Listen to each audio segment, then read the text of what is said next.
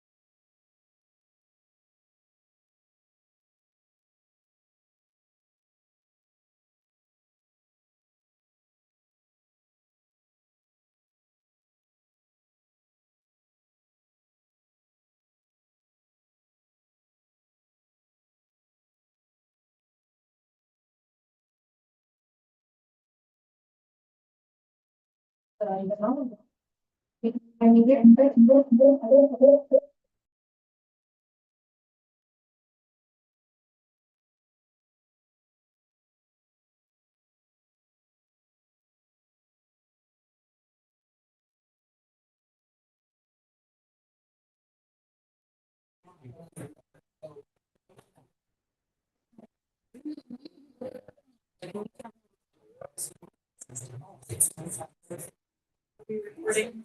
Yes. Thank you. Okay. I would like to call to order this Thursday, August 15th, 2020. Can't hear you. I'd like to call to order this Thursday, August 15th, 2024 meeting to order. Our first item on the agenda. This is help. Now, you have to get really close. I know. There we go. Okay. Welcome again, everyone. In case you didn't hear me say that before, our first item on the agenda is 24-10, 6 Opening Hill Road, map 70, lot 1-1 to 1-14, zone RU1, applicant to Emily Hall Tremaine Foundation. Incorporated. This is a special exception pursuant to section 5.4A and 3.4C for philanthropic and educational use of the property, which use includes arts, architecture, and other philanthropic and educational exhibits, meetings, tours, on-site residencies, events, studio, and collaborative space. Applicant's administrative office and museum gallery store, all as more specifically and fully set forth in the statement of use and project description as amended, which is included with the application and on file with the Planning and Zoning Commission. It's a continuation of the public hearing, and before I open it up further, I just want to introduce who's here. We have John Buza, our secretary, Andy Rubin, myself, Carol Stone, chair, Mike Brugda. Can you hear me? No. Can you hear me, Maria, over there? No. Okay. And then joining us via Zoom, we have Commissioners Jeff Downs, Janet Peckinpah, John Morgan, and Bob Reinhardt. Welcome, all of you. Keep it right up.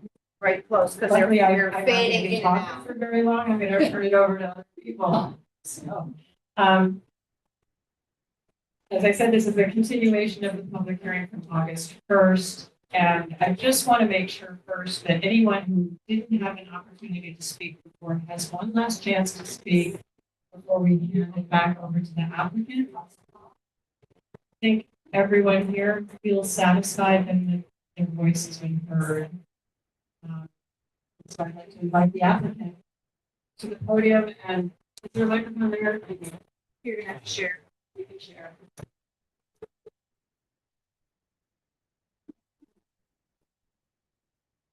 Ben's going tonight too, as you can notice. Our presentation tonight. Good evening, Chris McKee and the applicant. Our presentation tonight is going to be in rebuttal and in response to. Excuse me, Chris, you're going to need to really enunciate. Okay. Trying to get away from the fan too. We're going to begin with Michelle Nappick, the president of the foundation. She is here virtually. We hand out a handout to you that she'll be going through on the screen. So I have printed for you folks what you'll be going through. Hi, I want to make sure everyone can hear me because on this end, it sounds like you guys are in a fishbowl. So how's my audio? We can't hear you very well, Michelle. Yeah, the audio is really odd. Your audio feed to people online is really odd too. Is that any better? No. No. Try to see if I can sit any more here, because there's only 5 people in there, you can't hear it. Is there a way to turn it up here, Erin? So muffled. I have the maximum volume I do up there, on the too. TV. For some So reason that, it's muffled and you can't hear it. but I that's only not have a 4 Zoom. Can't hear in here either, so. Oh. Maria, you only I have could hear Michelle fine when she was speaking. I don't know if that's because I'm on Zoom, It but sounded like he was just like. We hear you. We hear you. Yeah. Yeah, try again, Michelle. Okay, let's do audio check number 2. How's that? Because other people online have texted me that they can hear me. Yes, we can hear you. I can. People in the room? Not so No, much. we cannot hear you. Get closer to the microphone, please, ma'am. I am as close as I can get to my microphone, and the people online can hear me, so I think it's a Zoom issue at the moment. The room. I mean, we can hear, it's just not They can hear that the loud. people excuse me. They can hear Not the people everybody can online hear. better than the people in the room. If I literally raise my voice, is that any better? Okay. All right. I'm gonna do my best to shout my way through this, and you can let me know how it's going. So, Michelle Nappick, President and CEO of the Emily Hall Tremaine Foundation. I really just want to start out by thanking all of the commissioners for their time and attention across the numerous hearings regarding this application for a special exception. I want to thank the neighbors deeply for sharing their concerns, their personal stories, and their visions of an ideal life in Madison and what that's all about. And the foundation strongly believes that the proposed uses for 6 Opening Hill Road can be a positive part of this experience. We hope you can extend the same deep listening and respect that we have shown as we provide closing comments for this evening. How's my sound? Are we okay? Yes, thank you. Yes, we can Okay. hear you. Good. I'm shouting in my own ear, but we'll do our best here. I really want to say that the level of care and commitment that the foundation board has dedicated to this matter is at a very high level. For the better part of 1 3/4 years, the board and emeritus members have devoted many hours involving the purchase, the visioning, the statement of use matters, all related to the property. We had 2023 visioning sessions, a November 2023 board meeting. Throughout these experiences, more than 20 members of the extended Tremaine family have personally been at the property, with more engaged virtually. We have a very hardworking subcommittee we call the Madison Working Group. They are on text standby all the time from me, and they contribute about 5+ hours a week to issues related to the property. Michelle, we can hear you much better now, so you don't have to yell. I found a volume control and it's working. Thank you. Fantastic.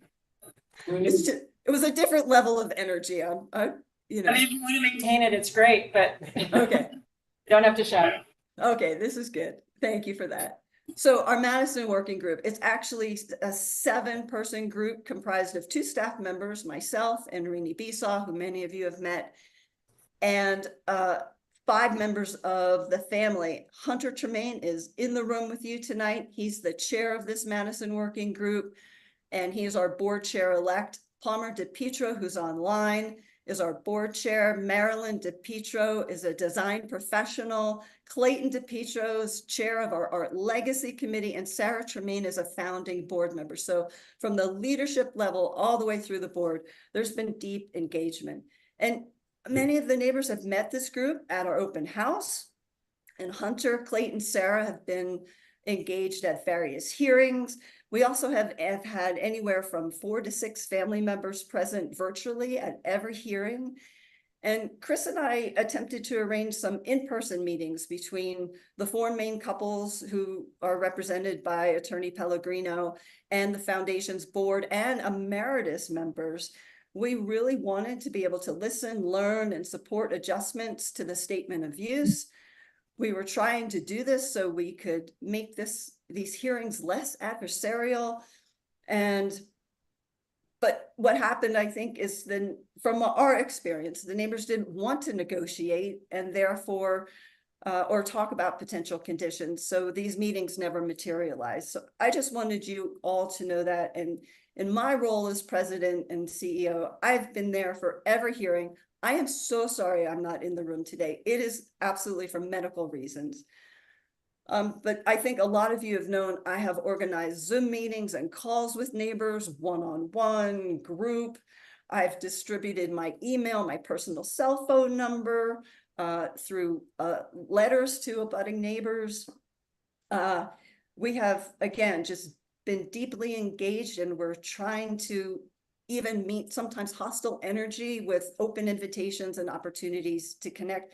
And we remain open to the relationship building. This is what we want.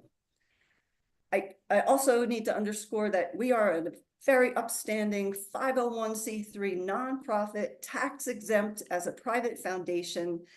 Look, and the foundation is the owner of the property. It's not the family. So under every protection to you through the IRS and related law, there can be no self-dealing, no conflicts of interest related to the ownership of the property and any of the Tremaine family members. Any opposition proclamations that family members are lining their pockets, it's honestly, it's false and it's inaccurate.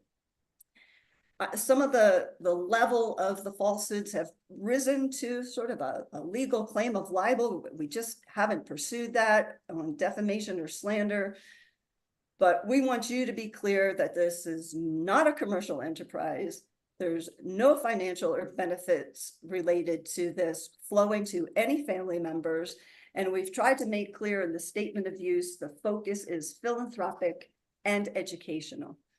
And that any of the revenue generating opportunities are ancillary and they are there to support the philanthropic and educational mission. I'm going to underscore again that we have a 40-year track record, a highly ethical grant-making institution. We've distributed more than 100 million across our lifetime.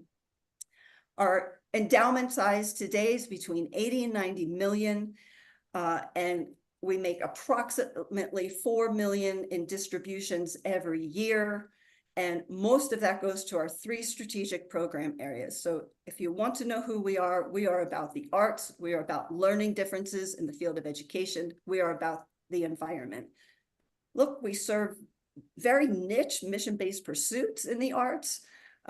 We support curatorial practice and the Emily Hall Tremaine Exhibition Award. These have national footprints, even though they're niche, they have national footprints, which is why you don't see specific funding in the region. We've never said we are a place-based funder until this point in time. So throughout these 40 years, we've had national footprints in the arts. We support artists, artist professional development, like business and entrepreneurial skills. And we have a very unique nationwide survey tool called Artists Thrive.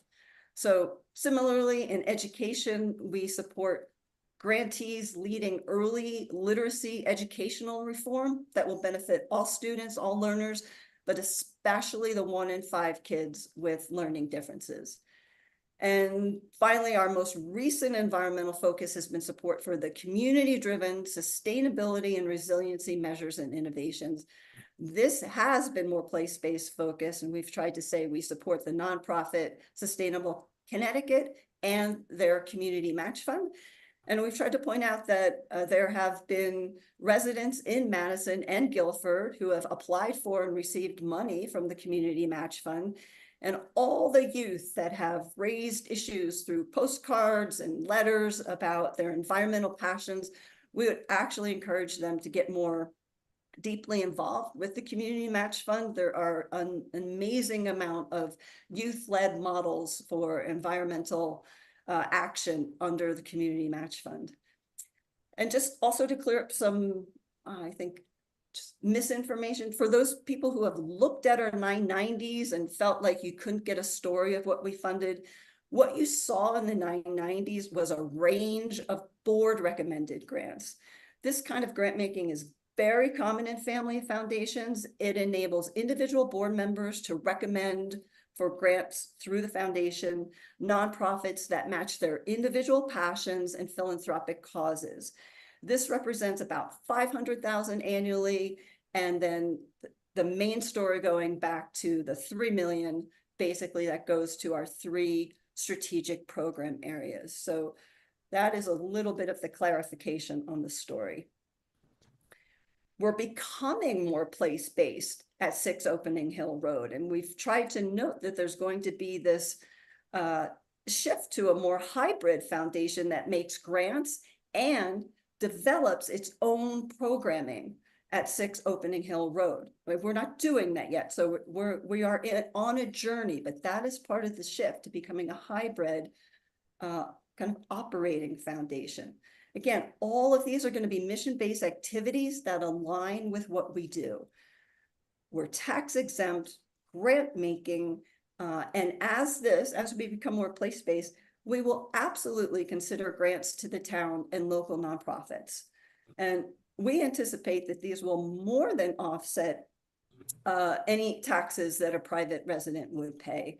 And I should note that we are currently paying taxes. I know at the last hearing, someone was saying that the check that they signed for their most recent set of taxes, and I signed and sent ours in as well. So, but I wanted to underscore that, we have said if the town of Madison wants to enact a pilot, a payment in lieu of taxes program, we would absolutely consider being a part of that. There was also some clarifications I need to offer about the Shoreline Arts Alliance. Our grants to them have been purely aligned with the foundation's strategic program area in the arts. In 2020 and 2021, at the height of the pandemic, long before 6 Opening Hill Road was on our radar screen, we made 2 grants to Shoreline Arts Alliance totaling $40,000, and that was for them to take what was a very innovative model about arts venues reopening, like through the pandemic, how to do that to national audiences. You have a shining example of some real innovation there, and we helped try to amplify that. And then in 2024, we did make another grant of $15,000, and that was to support the Shoreline's Leadership Development Program. It's an amazing program. It's an internship for high school and college students who are interested in nonprofit arts administration. That's one of our quirky niches, right? And so this is just a strategic fit for us. And we learned more about what was happening, and we have supported that. So these grants have had no connection to this PZC process. And, we're sorry for anyone who has tried to claim differently. All right, I know I've spent some time addressing some issues that aren't exactly relevant, but the reputation of the foundation has just come into question so many times during this process.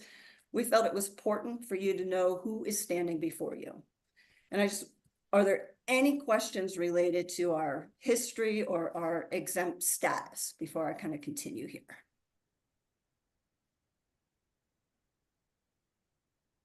I don't see any online. Good in the room? Good in the room, thank you. Okay, commissioners, thank you. So, look, this story of 6 Opening Hill Road, it's a 300-year-old story, right? But this modern era in which the foundation is being a part of, the core value we're trying to bring forward is preservation. And we understand that that is an important benefit to the town. We have seen over and over again, there is historical significance to the buildings. It is a unique mix of modernist and colonial architecture. This has been validated by Preservation Connecticut, numerous historians and architects. And today you will see there's been a letter from Jen Schofield, who is the Deputy State Historic Preservation Officer and of the National Registry and Architectural Survey Coordinator for the state. She has said this property is eligible. We are working on getting this designation. We hope that we will be able to secure it by 2025. So we'll have state and federal historic designation and protection for this property. Within the architectural design communities, there will be scholarly and other audiences who want to tour and be inspired by the structures. I'm someone who spent more than a decade in the city of Philadelphia, and I really understand what it was like to go to hallowed grounds, and it can be meaningful whether original artifacts are there or not. Some of the houses I toured and mansions in Philadelphia, sometimes they only had the remnants of walls remaining, right? So the fact that the Tremaine art collection is no longer in view is really irrelevant as to the historical significance of the building and the overall experience. Be respectful, and if we get an outbreak like that, I'm going to have to ask you to leave because we can't hear the applicant. And she's waited through many, many hours of your comments and contributions. So the least you could do is show some respect. Thank you. Thank you. Okay. And I also just wanted to say that the barn preservation in the time of Emily and Barton in those 50s, it was the quintessential American architectural form that was becoming lost. Like barns all over Connecticut and the Northeast were becoming dilapidated and things like that. So the Tremaines found a way to unite a preservation of a tradition of the barn and craftsmanship with modernist design. And I will just say that the foundation has never said this site is like a reenactment site. It's the spirit of what drove Emily and Burton to collect post-World War II contemporary art. That's what's being carried through the proposed uses for exhibitions, for lectures, for gatherings, that will highlight emerging curators and designers and artists. That's what they did at that time. They were celebrating what was coming through the artist. Even in our online, our digital archive, the Tremaine collection, we have two of the most renowned art dealers of our time in the country, Larry Gagosian and Arnie Glimcher, in interviews, just singing the praises of the Tremaines as art collectors who collected for the love of art and artist. And really, I encourage anyone who's been casting aspersions at Emily Hall Tremaine to dig deeper into her complex past. We make available her biography online, plus the book Painting Towards Architecture, which really tells the story of Emily's curatorial and collecting skills at the intersection of art and design. The Emily that the foundation has known, that the family has known, has come to support this element of her, especially in its signature Emily Hall Tremaine Exhibition Award. We understand what Emily was seeing in early contemporary art, how she was moved by what was coming through the artist, including support for numerous artists of Jewish descent, Martha Rothko, Barnett Newman, Louise Nevelson, Sonia Delaunay, Sol LeWitt, and Roy Lichtenstein, to name a few. I'm going to read a quick excerpt. It's from a JSTOR article, and it's about post-World War II art. JSTOR is this online nonprofit digital library. It represents 12 million journal articles, books, images, in 75 disciplines. Here's what they say. They say, in the mid-20th century, this is when this collection was coming together, modern art and design represented the liberalism, individualism, dynamic activity, and creative risk possible in a free society. Jackson Pollock's gestural style, which the Tremaines collected, for instance, drew an effective counterpoint to Nazi and then Soviet oppression. Modernism, in fact, became a weapon of the Cold War. Both the State Department and the CIA supported exhibitions of American art all over the world. In the battle for hearts and minds, modern art was particularly effective. J. Hay Whitney, who was a past president of MoMA and a member of the Whitney family, which founded the Whitney Museum of American Art in New York, explained that art stood out as a line of national defense because it could educate, inspire, strengthen the hearts and wills of free men. This is actually what Emily saw and felt. So the walls and the landscape of 6 Opening Hill Road are integral to this story. Again, you don't always have to see original artifacts. Going and experiencing this involves imagination and inspiration of the place where significant events took place. And today we have the technical ability through virtual reality to integrate enhanced experience. So visitors will actually be able to have some experience of what it was like to see what was on the walls and in the landscape, all while we're trying to advance the mission-driven work in backing young and emerging artists. Really, those who are defying conventional notions of art, holding up art as a way to advance social discourse. And there may be opportunities with the Wadsworth. They hold some pieces of the Tremaine collection now for those pieces on paper and other mediums to be able to come over and be shown and studied at 6 Opening Hill Road. We think these cultural stories and assets are another benefit that this will impart into the town. And I just want to say also that history beckons us to lift up and make visible complexities and contradictions, right? It invites us to learn and reconcile, and if you ask me, to heal and to transform. So we have stated numerous times, Philip Johnson's fascist, anti-Semitic, white supremacist views and actions were and are indefensible. There's no place for these values or positions within the mission-based work of the foundation. but we believe this past must be included in any accurate history of Johnson's life, his architectural contributions, including the design work he did for the Tremaines in the 50s. As a philanthropic institution, we seek to learn from history as we seek to fund innovative projects that advance solutions to basic and enduring problems. I know the Johnson Study Group was noted in some of the letters that were submitted. I want to go back to a 2020 letter that's just a critical piece from the Johnson Study Group. They wrote to MoMA, Harvard Graduate School, and others their demands for Johnson's name to be stricken from buildings and projects. Here's what that letter actually says. As architects, designers, educators, and artists, we call on the Museum of Modern Art, Harvard Graduate School of Design, and all other public-facing nonprofits in the United States to remove the name of Philip Johnson from every leadership title, public space, and honorific of any form. Johnson's widely documented white supremacist views and activities make him an inappropriate namesake within any educational or cultural institution that purports to serve a wide public. The demand for removal relates specifically to the role that naming plays in public institutions. There is a role for Johnson's architectural work in archives and historic preservation. However, naming titles and spaces inevitably suggests that the honoree is a model for curators, administrators, students, and others who participate in these institutions. As the foundation has shared, there will be no Philip Johnson naming, no titles, no honoring of any sort related to the structures at 6 Opening Hill Road.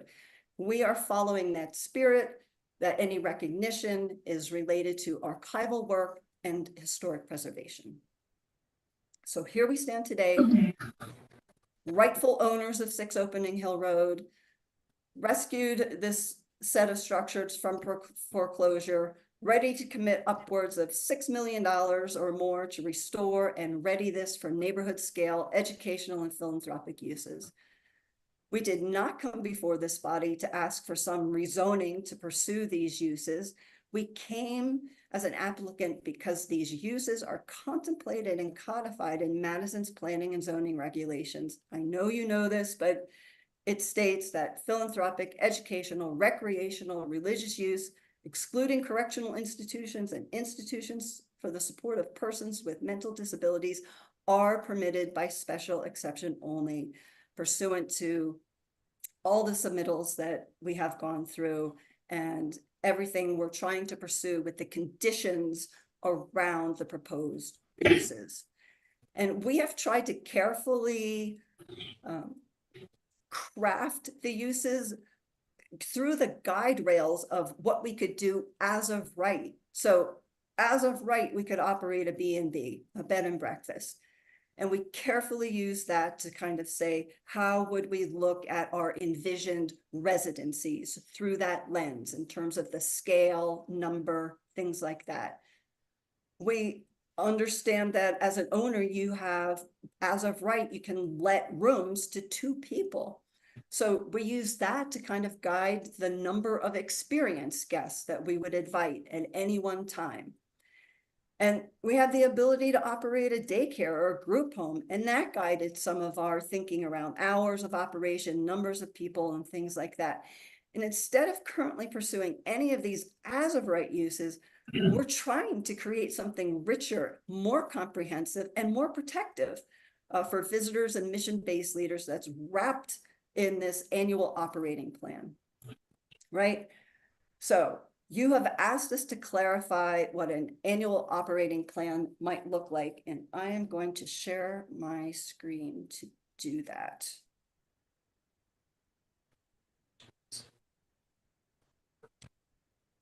Can you see the slide? Yes, we can. Is it appropriate scale on your side? Yes. Yes. Okay, great. So here we go. I'm not going to go through, it's a year-long programmed out, and this is what our annual operating plan would look like. This is the summary page. And really what we're showing here, and this would be pretty typical of what we would be doing. 62 program days of meetings, gatherings, and events. That's 17% of the year. 150 days for program residencies, 41% of the year, and 12 days for experienced guests, approximately 3%. I outlined sort of this summary, how many meetings I'm proposing in each month, how many gatherings. I'm going to get to a real calendar in a minute, but you have this in front of you. It's a handout, so you can follow along there or ask any detailed questions as we go along. I just did sort of a visual tracking. We'd have meetings likely in every month, gatherings also, residencies, not year-round, events, only 3 a year, and experienced guests, also not as heavy of a use. I'm going to give you examples as we go through this, but I know you've asked for more of a descriptor of what it means to have meetings of 12 people or less.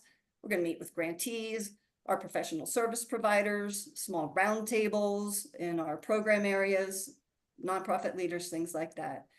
Gatherings, we're going to do workshops related to our program areas. I'm going to show you some science of reading training, some art and design workshops, some really cool speakers and think tank groups. Would love to have Addison Kelly, Richard Kelly's daughter, the lighting designer, just of significant note for this country.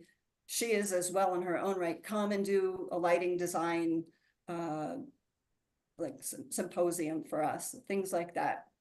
And then, you know, the 150, up to 150 people, no more than 4 times a year. We might have a symposium of 75 people exploring the role of artificial intelligence and learning differences. That is a conversation I'm actually having with Stanford University right now, co-hosting events with groups like the Yale School of Forestry regarding climate finance issues, and perhaps a foundation hosted fundraiser. So the residencies, they might look like this, right? I really tried to paint as detailed a picture as possible. A residency called Painting Towards Architecture that would really honor Emily's intersection of the design world and the art world. It might be a 3-month residency where we have a mix of artists and architects in residency. We might do a 1-month residency for arts administrators. That's not really being done in the country, and I think we could really have an impact there. And we might have a residency, another 1 month on design thinking. An experienced guest, really, these are the no more than 2 people at one time who can come. And again, the revenue from this is part of the ancillary revenue that would support our mission-driven work. So might be a couple who loves modernist design, stays for a long weekend, or partners in an architectural firm come for the same reason. Or we have nonprofit leaders just come for contemplative practices in a beautiful space. So again, I'm not going to take you through absolutely every entry in every month, but I want to point out again, we are a small staff, right? We mostly work remotely. In this month of January, we typically only have 1 staff in our office 1 time a week. So that's just like staff on site.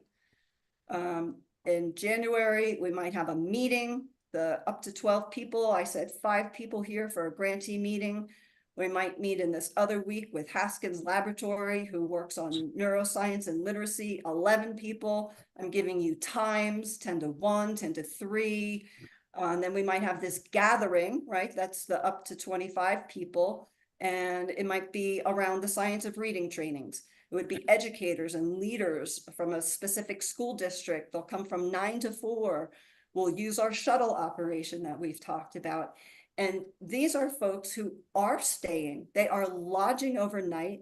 We are not feeding them 3 meals a day. They are likely dining out in Madison for dinner. And we are doing the catering during the day. So there's economic development happening here. Okay, so again, just in February, it might look, maybe we might have 3 different gatherings. 1 that's an art and design panel, 1 that is this lighting speaker, and we might have some more meetings with grantees, again, like a 10 to 12 meeting. something like that. Then I show here that in March, we might start a 3-month residency.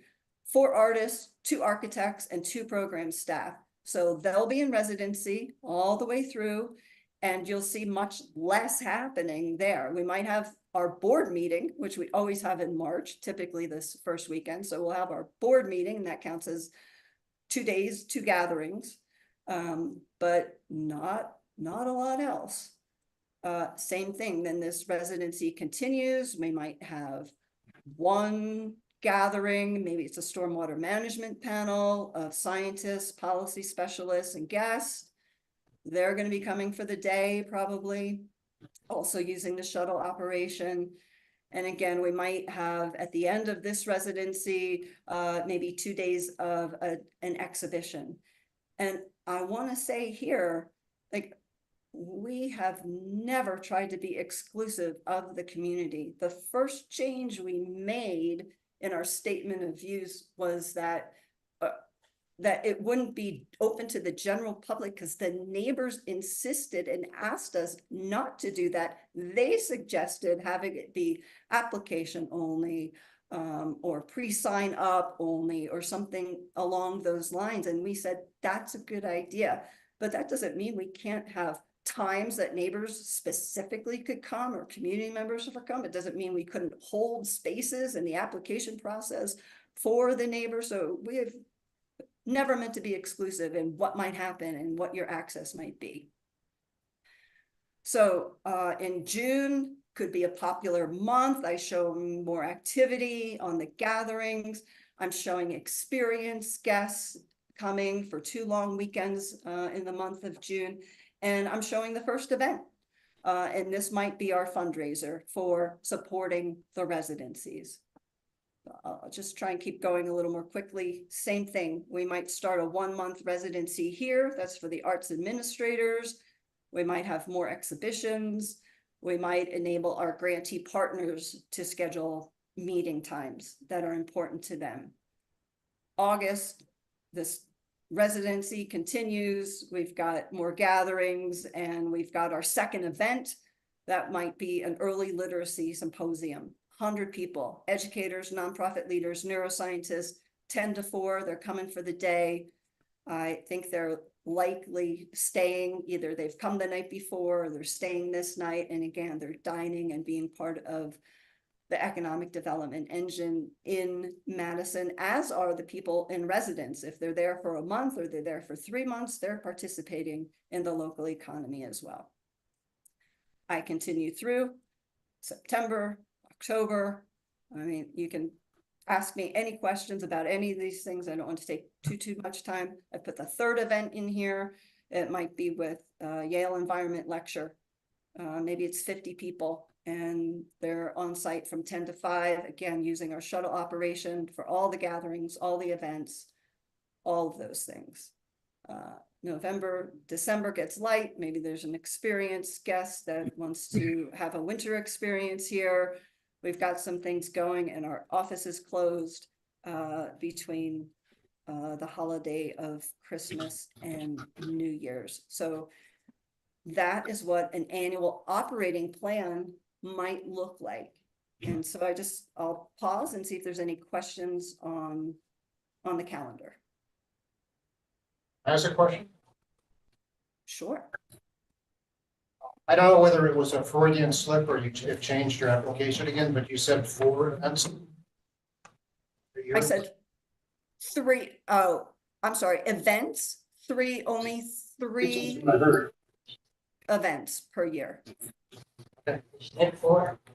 Michelle, actually, I think it would be better if we give the commissioners a chance to ask questions. I do have a question, Michelle. Have you done the calculations of how many people maximum you could have as visitors, one way or the other, per year? Or did you say that maybe? Per year.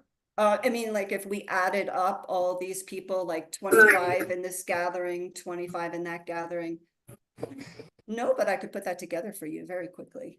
That would be helpful. And I also want to add that I heard on NPR tonight that Madison has 3 million visitors to Hammonasset every year, which was a stunning number that I had not heard, and kind of gave me like, okay, what's the maximum, visitorship that we get to our town, and how does it impact us? Okay, I'm using that as a sort of benchmark, just because I just learned it today. that's good. I'll put together the max numbers that this would add up to in the represented by this calendar. It's a good question. Any other questions about anyone who's any commissioners who are watching via Zoom, participating via Zoom? This is Bob. I have a question, just one at the moment. So the question I have is just on the events. Would those be planned to be held outside or inside? So a combination, I think 50 people like Okay. this, like a Yale sort of lecture would be inside in the barn, theater style seating. I believe the fundraiser, which I think I had in June, could be outside. And I also believe this early literacy symposium, we might have to use area in the sunroom and in the barn to accommodate everybody inside, but kind of a simulcast. So mostly inside, but things I think like June sort of fundraiser could be also outside. And I'm going to get to this, but I'll say it here too. We have taken off the table any notion that there could be a third party outside rental. We are taking that off the table. So all events will be run by the foundation. So this fundraiser would be us organizing and putting it on. There will be no outside third party rentals for weddings, for any other events or anything like that. So we heard loud and clear that was a really big concern. So we wanted to just, we're taking it off the table. We're saying there will be no third party rentals for events like this, all run by the foundation. Thank you. Yeah, absolutely. Okay. Michelle, I have John Morgan here. I have a question. How is this plan monitored? So this plan, I think this is great because I feel like we're trying to wrap everything we're doing in the highest level of protection that is possible. So in most special exceptions, you would just approve the uses, right? And you would say, okay, here we go. And there would be opportunities for the town enforcement officer to look at what's going on if neighbors complained about anything that was happening. But this is the kind of calendar we would have to submit a year in advance. So before we started doing things in January, we're already submitting this to you, to the PZC. Here is our, and by the way, we don't think we're going to be fully programmed till 2026 or 2027. So just with the interior level of renovation that has to happen. But say at the end of 2025, we submit this to you. This becomes an enforceable annual operating plan. So if we start holding a gathering on a day we haven't said, or we're going over on what we're doing, or we haven't used our shuttle, like the PZC and the town enforcement officer can come back and say that you're not doing this, and you can call us to the table because you have the power to then go back and either impose new conditions or take away uses because you feel like we have somehow violated something we weren't supposed to do because we did not follow this annual operating plan. I don't think you have other levels of protection like that with other uses and special exceptions. This is what Attorney Chris McKeon put into place. It's what happens under the agricultural tourism. And we voluntarily said, we think this is a good idea. We want to preload everything we're going to do, wrap it in this annual operating plan, and there's a new level of protection for everybody.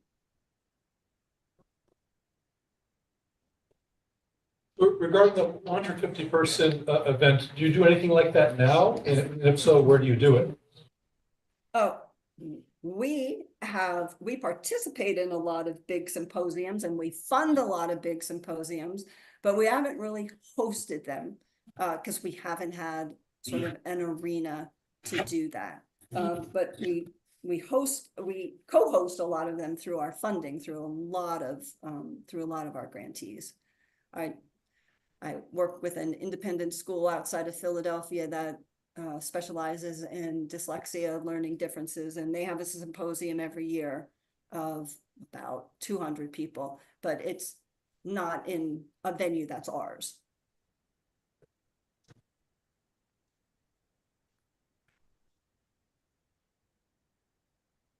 Can you hear me? Is it, Aaron, we've closed the public comment and question process, so. You're in the middle of the rebuttal. Yeah, from so the I think it'd be great applicant, if you so- could hold your questions. Good. Should I continue on? Yes, please.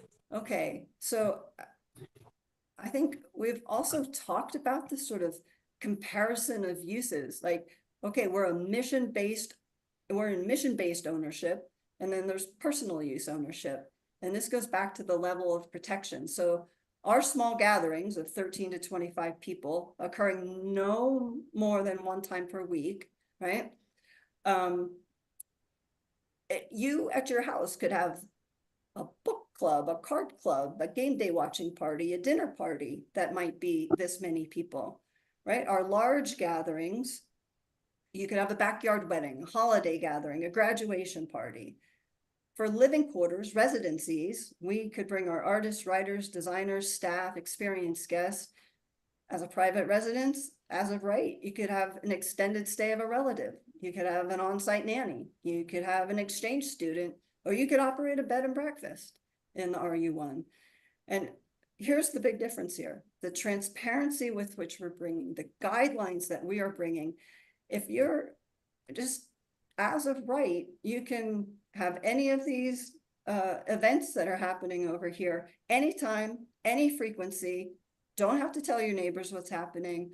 This is where parking often spills over onto adjoining streets. And we heard at the last hearing about the prior owner at 6 Opening Hill Road having these kinds of parties, parking up and down Indigo Trail. And there was like no enforcement going on. And there was no recourse really, except maybe from the fire department because of access. So we submit this annual operating plan. All these activities are disclosed in advance. We're doing all the parking beyond the meetings with off-site shuttle service. There's the recourse by the town and the zoning enforcement. And as I just said, you can take action as a PZC to revoke elements of the operating plan and the special exception. So we just wanted to draw a little bit of comparison by as of right and what we're proposing with mission-based wrapped in annual operating plan protections. So there's also been a lot of conversation about, we don't understand why the statement of use keeps changing. And what we've been trying to do from the very beginning is really understand the concerns by the neighborhood. So from visioning this whole application process to our informal planning and zoning commission session, to meetings with neighbors and the attorney, to our adjusted statement of use, we had been modifying it and we've been trying to get better and more refined and more protective and more on point with what will fit this, the scale and tone of the neighborhood. And this was it right in the beginning, this open to the public. We said right away, we'll do what you're asking us to do. Invitation only, application only, some sort of not open to the general public, right? Right away, residents suggested a shuttle operation. We're like, fantastic, we love that idea. We said we'd maintain the existing footprint of the buildings. We'll talk a little bit more about supporting improvements that have to happen, but we're not adding to the buildings. We've said that. And we said we're not going to have access from Indigo Trail. That's all beyond. So we've continued this course of what we're saying. Okay, number of events, we're going to limit them to 3 a year. I really wanted to point out this one, this confusion about this annual operating plan, as if there's some escalation clause, as if we can change our use annually or something. It's just not true. The annual operating plan, right, that you just saw, fits within the number of uses. So the uses are defined by the statement of use. That's the max we can do, right? 3 events, how many gatherings a month, that kind of a thing. So what we said is if we submit an annual operating plan that is under the ceiling, right? We didn't maximize the number of residencies. We didn't maximize the number of gatherings in that calendar I just gave to you. We could, within the year, add 1 meeting, gathering, or event if we're under our numbers. If we're under the ceiling, like say some world-renowned neuroscientist comes along and we're like, this is a rare opportunity. We only have 2 events this year. This is going to be amazing. We're going to add this to the annual operating plan because we're under the specific use for what we're saying, and we're under our overall numbers. So I just wanted to clarify that. Then we've done a lot. We're going to talk about some of these other modifications we've made. And I did want to underscore, we really heard you. So no third-party wedding function rentals, taking that off the table. With that, I really want to turn to Chris right now. He has a lot to add around our uses and a particular exhibit that he wants to submit to you all. Thank you. We need to use the microphone. Can everyone hear Chris? No, he needs to use the microphone, please. There's been a request to use it. Okay. Do my best to use the microphone. Today, I submitted a lengthy summary letter of the entire application. I laid out the applicable law. I drew particular attention to some recent cases, and all in an effort to assist you in the task at hand once we close the public hearing tonight and you enter deliberations.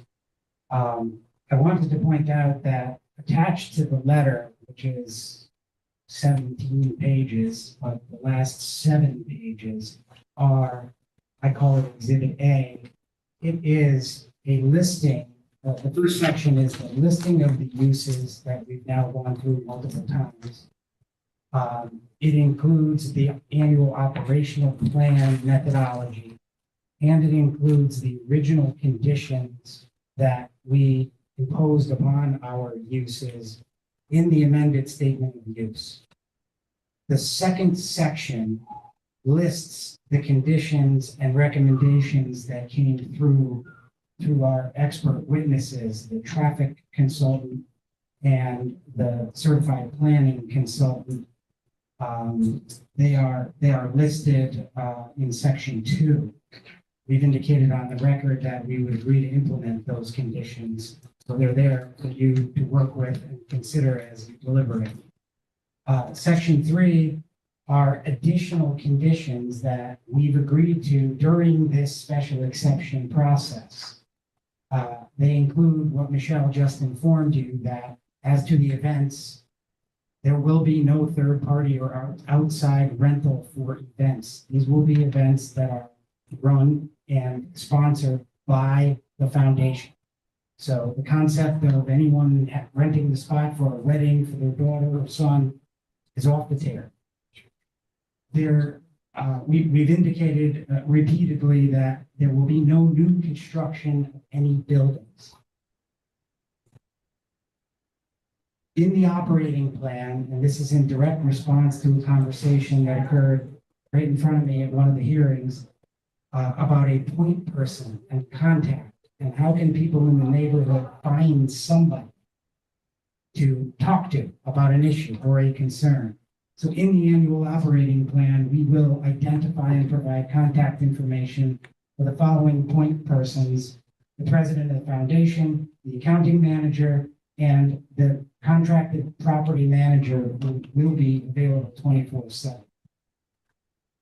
The final section of Exhibit A are the other possible conditions that you can and really have to consider when you deliberate here. And I'm putting those out there because over the past year, I've collected information from lots of towns, from lots of projects, from lots of other situations where they've had to tackle issues like this, uses like this in residential zones. The first condition being that the natural tree buffer around the perimeter of the property, which is there now, we of course want to maintain. But that ought to be a condition that is maintained and that this property is in fact buffered by the natural landscape that substantially in the way it is now. That actually came up and was made mention of during our trip to ACA, where some of the ACA members were familiar with the property and the rear lawn area and knew that it had this sort of natural protection buffer. What is that? ACA is the Advisory Committee on Community Appearance. They are the design review board in the town of Madison, who we appeared before, and who, by the way, recommended approval of the application because of the preservation aspect of the application. I've added here an exterior lighting condition for your consideration. I spent a lot of time looking at very complicated lighting regulations in numerous other towns. They're difficult, they're unwieldy. I found one that I adapted from the town of Andover zoning regulations. It requires that exterior spotlighting and floodlighting be shielded so that the light source cannot be seen from off-site. It requires outdoor lighting to be dark sky compatible, full cutoff type fixtures, stuff we talk about all the time in lots of applications before your commission. The lighting at the property lines can't exceed 0.2 lumens per square foot. Where that comes from and what that means, I don't know, but it is in place in Andover. Again, I'm putting this in here for your consideration. I will point out that the regulations already do have a general prohibition on any uses in town creating excessive noise or light and flooding into other properties, odor. It's not written very well. So make it a condition. Noise. In the glass house special exception, which I've reviewed repeatedly, they have a noise ordinance. We don't in town, and I think it's largely because our police and fire and enforcement officials don't have the technology to measure sound from off-site, which seems kind of short-sighted. I know they have them in Brantford. I know they have them in surrounding towns. The typical level that I see and have seen is 55 decibels measured at the perimeter of the property lines. And finally, again, I consider this to be redundant and duplicative of what the law and the regulations already allow you to do and already allow the zoning enforcement officer to do. But verbatim, I put in here a provision from the glass house special permit, which indicates that the commission, through the zoning enforcement officer, reserves the right to conduct periodic reviews, both on and off site, to determine compliance with the terms and conditions of this approval, and to amend or revoke said approval upon written notice, should any violations of such terms and conditions so warrant. Now, this is in addition to the yearly trip that the applicant would have to make each year to present its operating plan, which has its own special enforcement mechanism, but so that there is no doubt about whether you have authority to amend or revoke or modify or fine or penalize, all of which are allowable under the law, you have it as a condition that I put in here for you to work with. Again, I've attached Exhibit A really for your use in your deliberation. And I just wanted to point out to you what was in it, where it came from. With that, I will turn it back to Michelle. I think, correct, Michelle? Correct, Chris. Thank you. Thank you for sharing that and making that exhibit possible. I mean, it's a great synthesis of the uses and how they've evolved and what else there is to consider. I know you asked me, the commissioner, you asked me to address the sustainability measures and our architect for the master planning through schematic design for the interior renovations will be Roger Ferris and Partners, so Connecticut based. And we sat down with them and here's what we would propose to do on building materials, right? We're going to try and retain, salvage, and repurpose existing architectural site work and things like that. We're going to be low on the toxin scale, low volatile organic compounds in our paints and natural materials.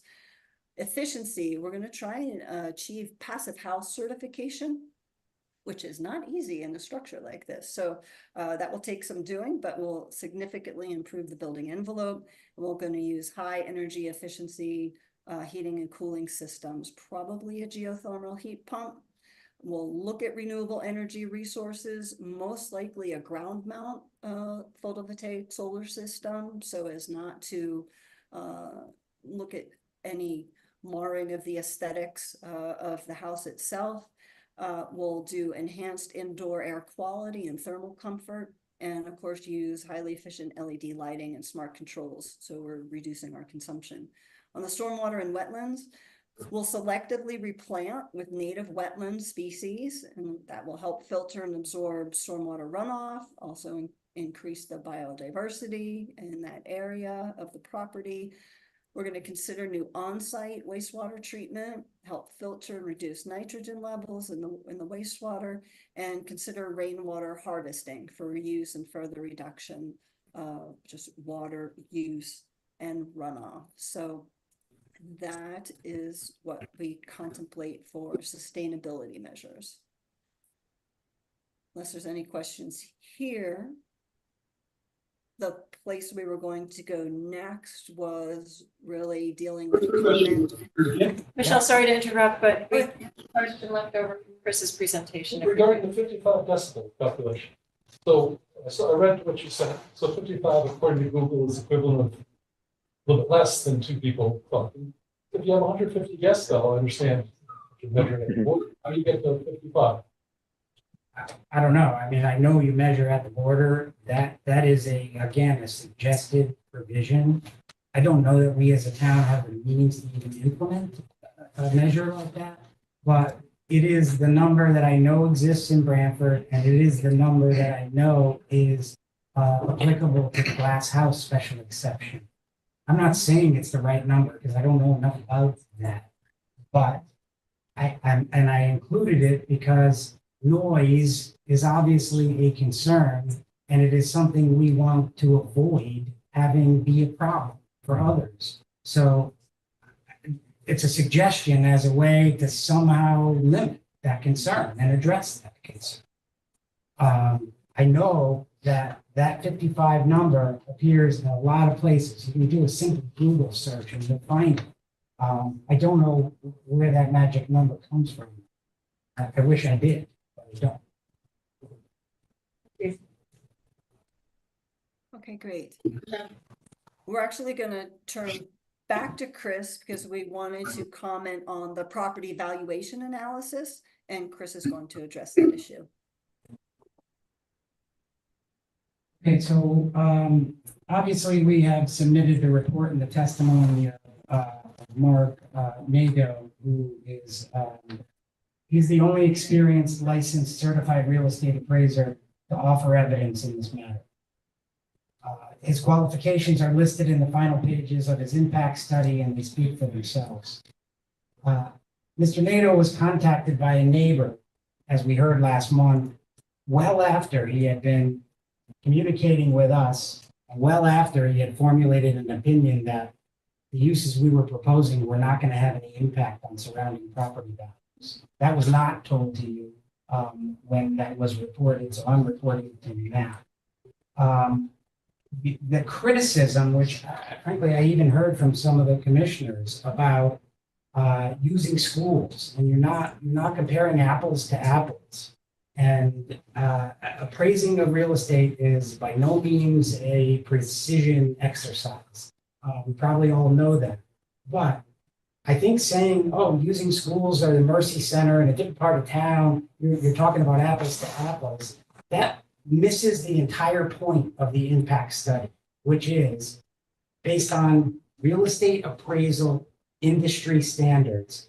There are a number of items that can affect neighboring property value. They include noise, air pollution, light pollution, incongruous structures, and increased traffic. Those factors, a school contributes way more than our uses could ever produce in those areas. And so using schools is a very good comparison. When you look at actual sales closer to and further from these uses. That's what he did. He didn't cook up numbers. He didn't invent sales. He used actual sales data. We added the Mercy Center in response to this apples to apples argument. But the apples to apples argument really doesn't make sense. And this is the point. As I indicated, there was he used real data. He didn't cook up any or exclude any through some weird calculation. He took the data for all sales. And contrary to the assertions that have been made, all of the schools and the Mercy Center do have neighborhoods near and around them. I don't know where that statement comes from, but in any event, one of the other criticisms had to do with the fact that the impact study is not dealing with the introduction of a use to an already existing neighborhood. Okay. And I'm not sure that's a relevant or an appropriate argument, but ironically,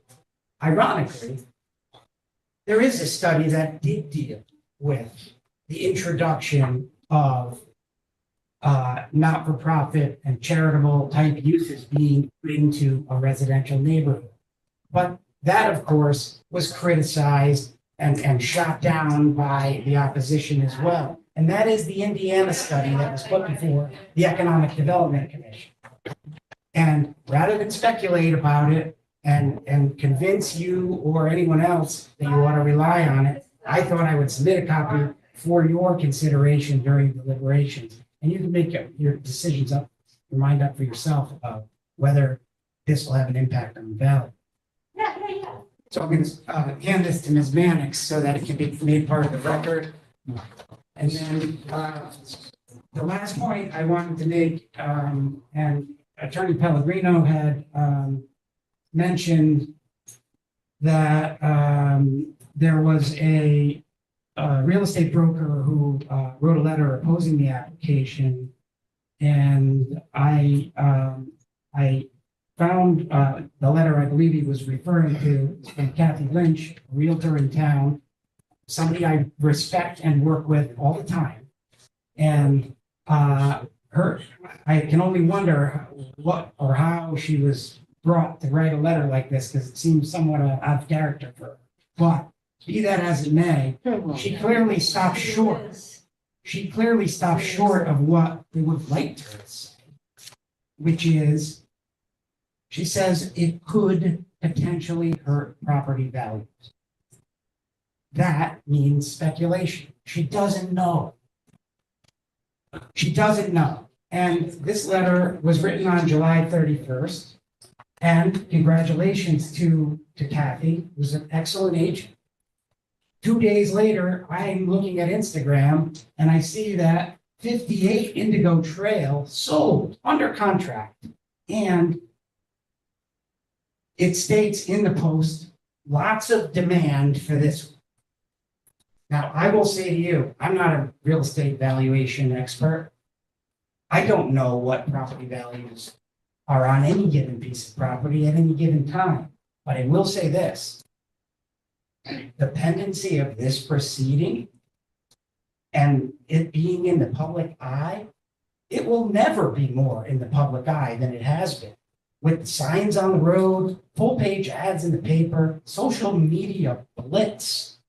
Everybody knows about this particular application and the obvious neighborhood opposition to it. So I submit to you that, is it really affecting values? I don't think so. People are buying homes. So I'm going to submit this Instagram post as well for the record.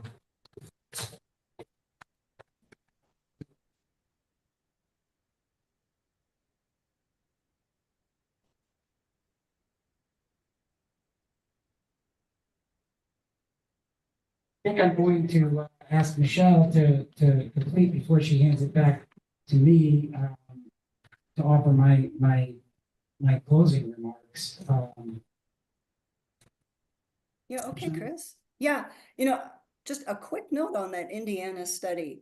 At a very high level, it looked at educational and arts and cultural uses in residential neighborhoods and social service types of activities and uses. And overall, right, not in absolutely every example, but in most instances, if it was an educational use, it sometimes even increased property values. Arts, culture, and education together was found to be neutral or sometimes increasing property values. And the social services tended to decrease property values. So we submit that we are in the arts and culture and educational space, and therefore we would anticipate, as Mark has shown, that there would be neutral at the very bottom, just a neutral impact, no impact on property values. So, and I wanted to add this notion. I was really struck by last hearing when somebody said that the existing uses there, like the school and the church, like serve the community. I just thought that was very interesting. I think there was an implication that our uses would not serve the community, but the country school is a private school. It's serving a very exclusive community that can actually afford the tuition. It's not designed to serve just Madison. People are dropping off their kids up and down that road who are clearly live outside of Madison. The church, Jesus Christ of Latter-day Saints, they serve a distinct population. Again, not entirely meant to serve just Madison community. And Mercy by the Sea, or the Mercy Center, has an even broader, contemplative, spiritual set of activities that it's in doing. And they have on-site accommodations, lodging and meals for up to 54 guests at any one time. So as we've shown in our draft calendar, like, we're going to serve local and national audiences. We're going to have an opportunity for distinct nonprofit leaders to have the quiet use and enjoyment of the property. I submit to you that the field on the whole nonprofit sector needs additional spaces for day retreats, special meetings, places where leaders can step outside of everyday life and into peaceful settings to visualize, strategize, reach new levels of transformative insights. We are highly attuned as a foundation to the supportive conditions that will enhance this level of mission-driven support for leaders and practices. And we do believe we will be serving the community and beyond. So I just wanted to add that note to the uses that have been put forth as examples. At this point, we do want to bring back Dave Sullivan from SLR to really talk about traffic safety and related issues there. So, hey, Dave, I see you there. Over to you. Hey, Michelle, thank you very much. May I share my screen? You go. Yes.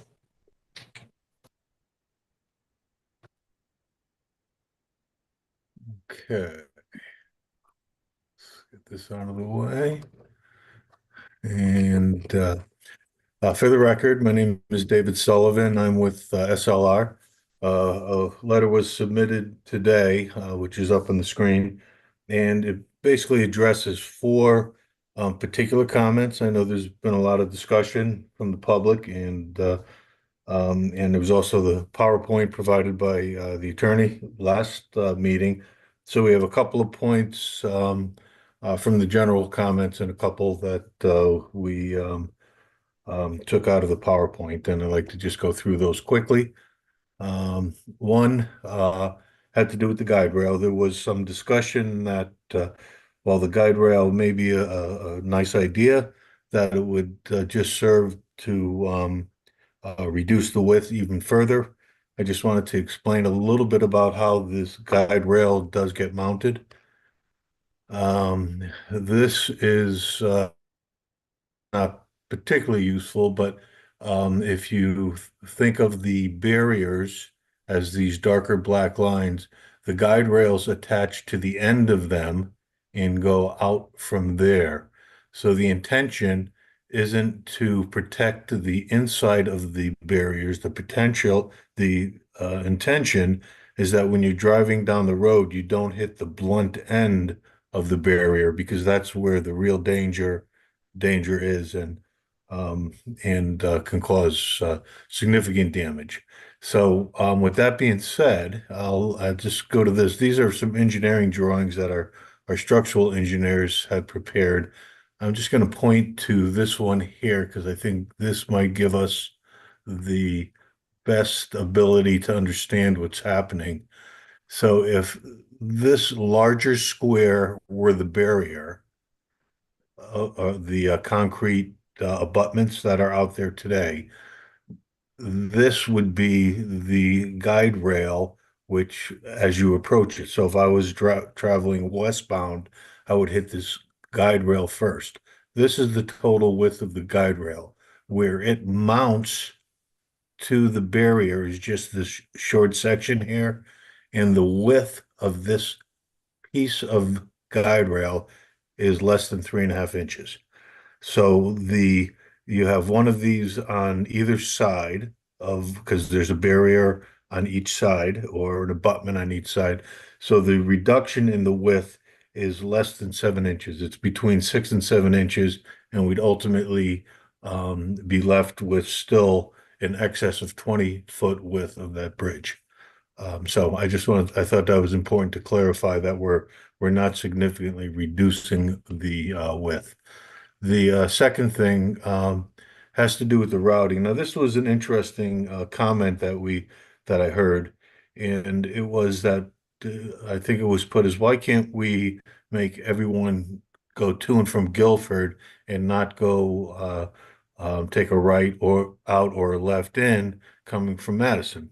And the more I thought about it is when we did some of our preliminary routings, we thought we found that there would be a propensity coming from Guilford just because of the way the road system is set up. So we did a deeper dive on that. And let me show you what we found, which is interesting. So these are routings from where most of the people would be coming from. Of course, it wouldn't include somebody that, for instance, lives in North Madison that is on the staff, for example. They would certainly come down from the north.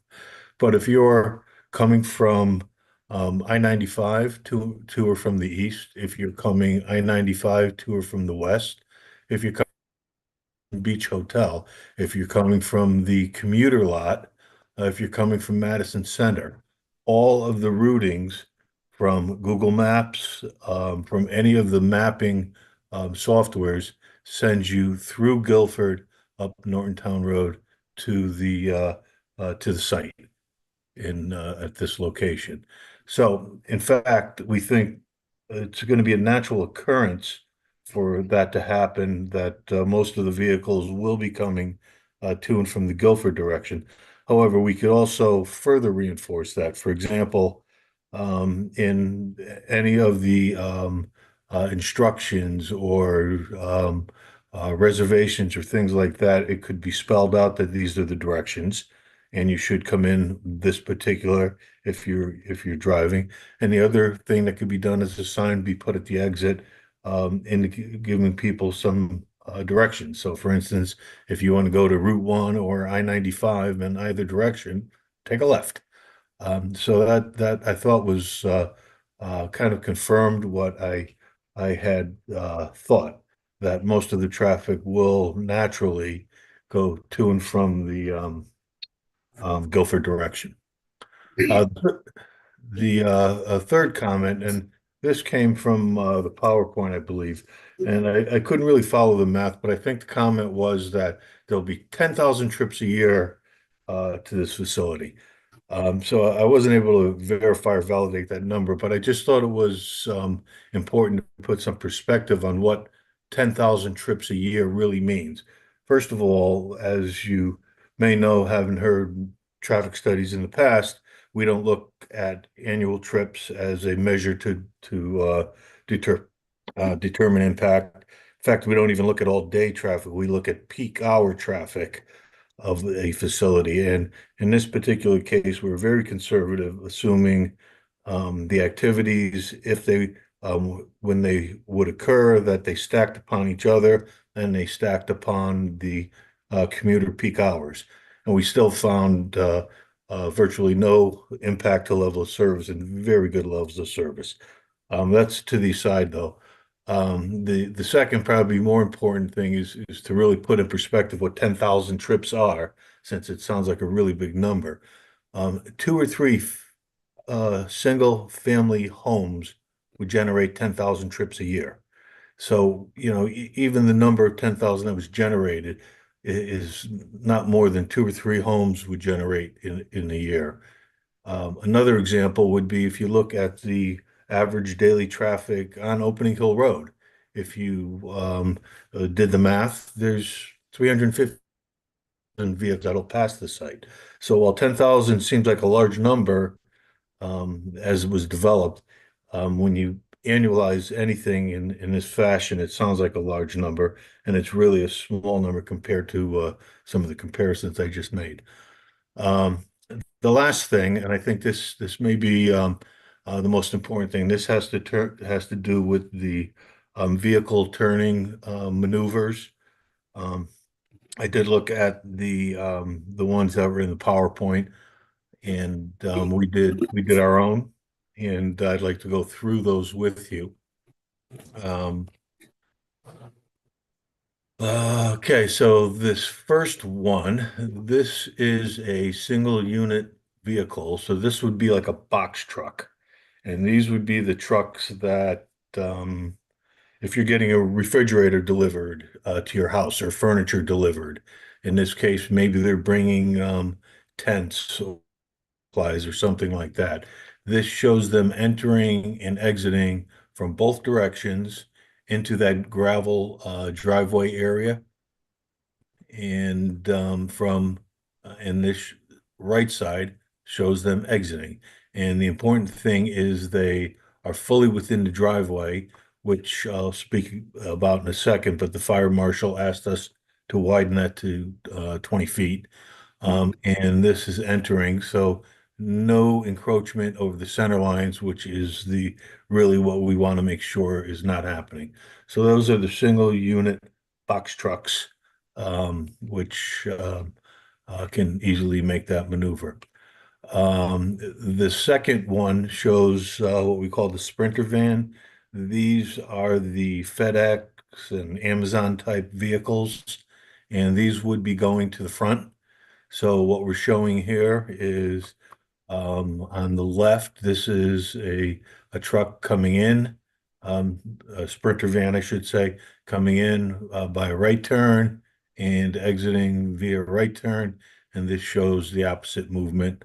If it's coming from Madison, it would take a left turn in, and it was continuing on its way towards Guilford, taking a left turn out. So those were the Sprinter vans. The next thing we looked at here, this is the limousines or shuttle buses. And I think I should probably zoom into the corner here a little bit. We got these statistics from an actual limousine place, and this is a 22 passenger limousine. This was a little bit larger than the 20, but they have even larger ones, which would not be used here because they wouldn't be appropriate based on some of the conditions. But these are basically built on a Ford F-450 chassis to give you some idea of the size of them. And so we recreated this vehicle and did some vehicle turning maneuvers.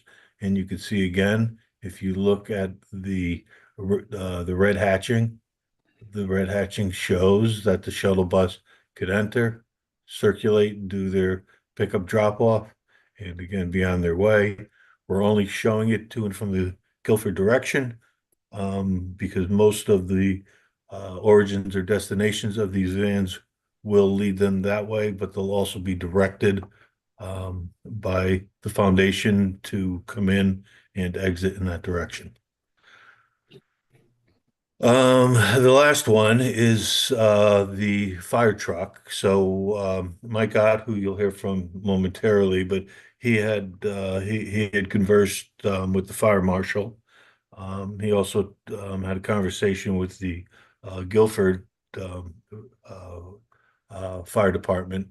I'm not sure if it was the fire marshal there or not, but anyway, what came out of those conversations is first that the width of the gravel driveway should be a little wider.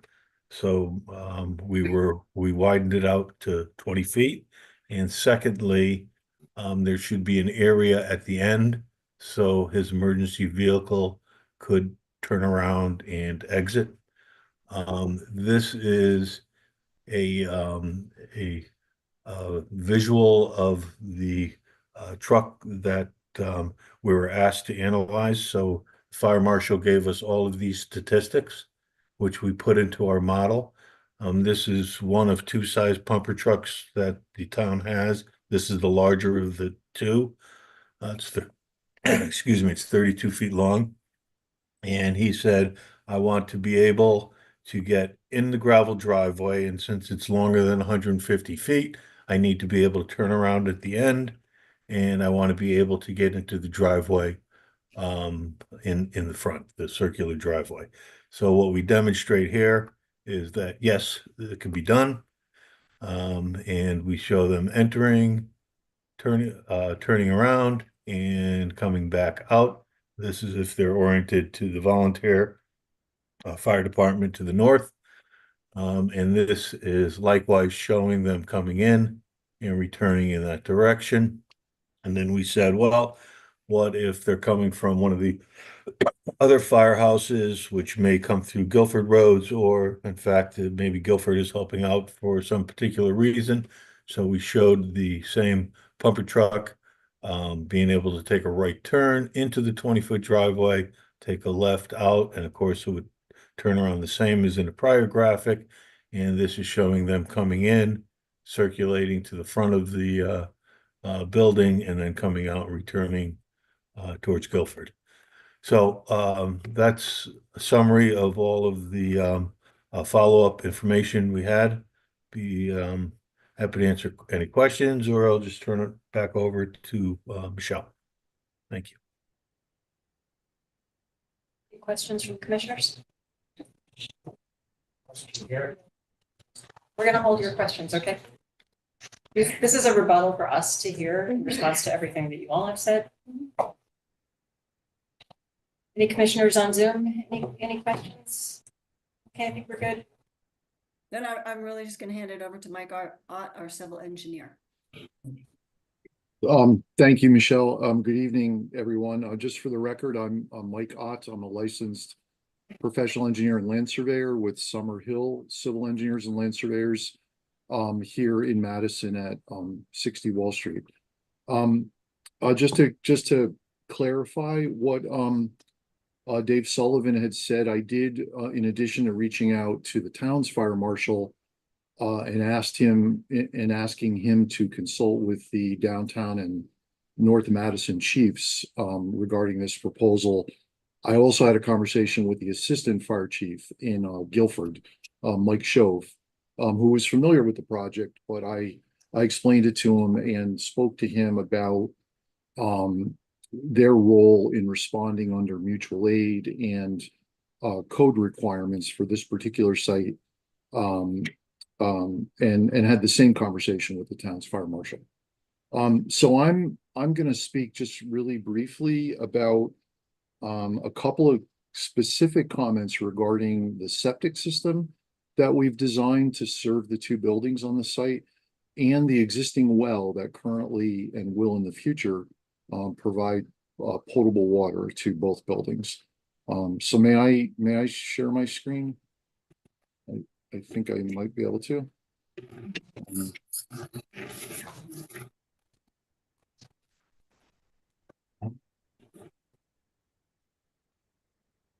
You seem to be having a problem sharing.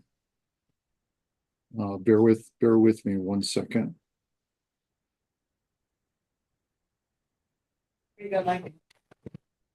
You can see my screen? Yes. Yes. Thank you. So this is the revised site plan that was I should back up.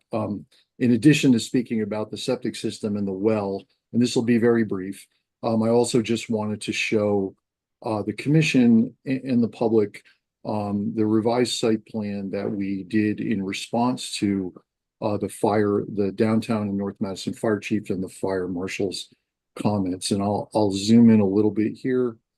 And although Dave Sullivan showed this driveway and parking area, this might be a little clearer because it doesn't have the vehicle tracking paths on it. So this is the alignment of the existing gravel driveway that's there today. And it's been widened again at the request of the fire marshal to 20 feet. And that request is in order to meet a certain fire safety code for the uses of these buildings. This is the 12-spot parking area that we've showed the commission previously, and this T at the end is the turnaround. So please feel free to stop me if the commission has any questions while I'm talking. So that's the revision to the site plan. I guess I should also point out, and I may have neglected to do this last time, you'll see there's a call out here for the temporary portalet area. This is where it's planned to temporarily set up the portalets during events, the large events that will happen or can happen up to 3 times a year at the property. So I'm gonna see if I can switch drawings here. Hopefully the commission will be able to see the switch without me coming back out of. Can the commission see the change in the plan? Yes. Okay. So this is the same base mapping, but this is the septic system that we've designed. There's 3 sheets here. This is sheet 1 of 3, and it depicts the proposed septic system that will serve both buildings. So I believe I went over the septic system previously, but I wanted to specifically respond or at least clarify and make sure the commission has the facts about the septic system. So the septic system is, all engineers have to design it in accordance with the requirements of the Connecticut Public Health Code. And the town health department has to review it. And in this case, the state health department also will review it. The system is not unusual in size. It was designed to serve both buildings and their uses, both residential use and office use. There are 4 bedrooms in the main building, and there's There's actually only 2 official bedrooms in the accessory building, but we designed the system as if there were 3, because there is a room in the accessory building that may, under the public health code, when it's reviewed by the town, be considered a bedroom, given the public health code's definition of a bedroom. So the system is designed for 7 residential bedrooms and a 4-person office. That's the design basis of the system. The system, I believe I heard these comments that I'm about to repeat correctly, but I believe I heard at previous meetings the system described as massive, and I believe that was the word that was used. And I also heard some comments that seemed to imply that it was very close to the Neck River. So I just want to make sure the commission, understands and has the facts. And we laid this out in the letter, the response letter that we submitted. I think Attorney McCann submitted today. The leaching field component of this septic system, which is this long single row, is 144 feet in length. That's not an unusual length. In fact, as a comparison, I looked at some of the septic systems in the Indigo Woods subdivision to the east, and I looked at, in particular, the 3 lots that were closest to the Neck River, and I'm not picking on anyone here, and there's nothing wrong with the septic system that I chose to look at. It's all standard of practice, but by comparison, the septic system for 48 Indigo Trail is 140 feet long. So the leaching field component. So our leaching field is 4 feet longer than the leaching field for 48 Indigo Trail. And the comment about our septic system being too close to the Neck River, and I think I'd like to switch screens one more time and make sure I read you the exact numbers. This is the letter we submitted today. So the comment about our system being too close to the Neck River, our leaching field is approximately 155 feet from the inland wetland boundary on the property and 180 feet from the Neck River on the property, on the 6 Opening Hill Road property.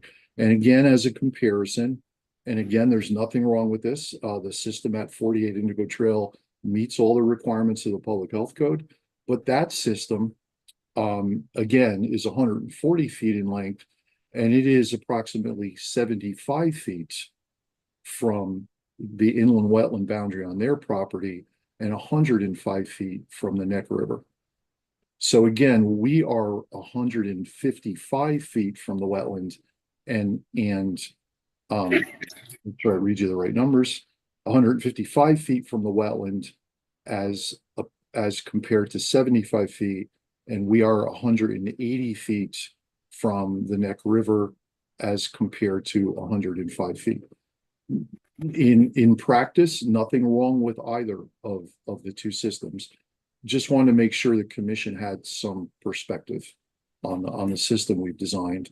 And then the last thing, very quickly, is there's been some comments about the water supply well and whether one existed.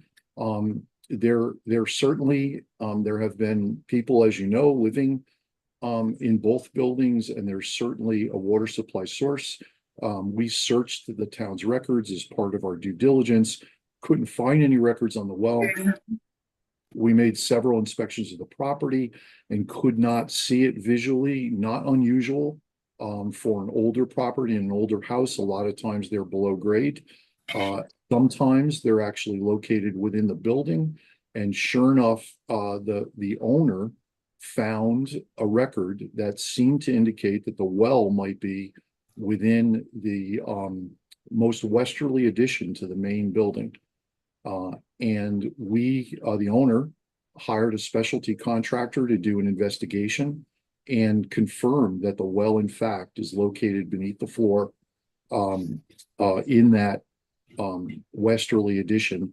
Michelle may know the history and maybe the date of that addition, but it's clearly located within the addition and below the floor. There's, as this letter states, there's very modern water supply well system equipment in the basement. So it was very obvious that there was a well, and we were lucky enough to find it. So I think that's really the extent of what I had to say, and I'll stop sharing, and I'd be happy to answer any questions that the commission might have. Thank you, Mr. Ott. Good questions. Yeah, is the well operational today or no? Madam Chairman, could you repeat that? I could not hear that question. Arda is asking if the well is operational now. Yes, it is. It is operational.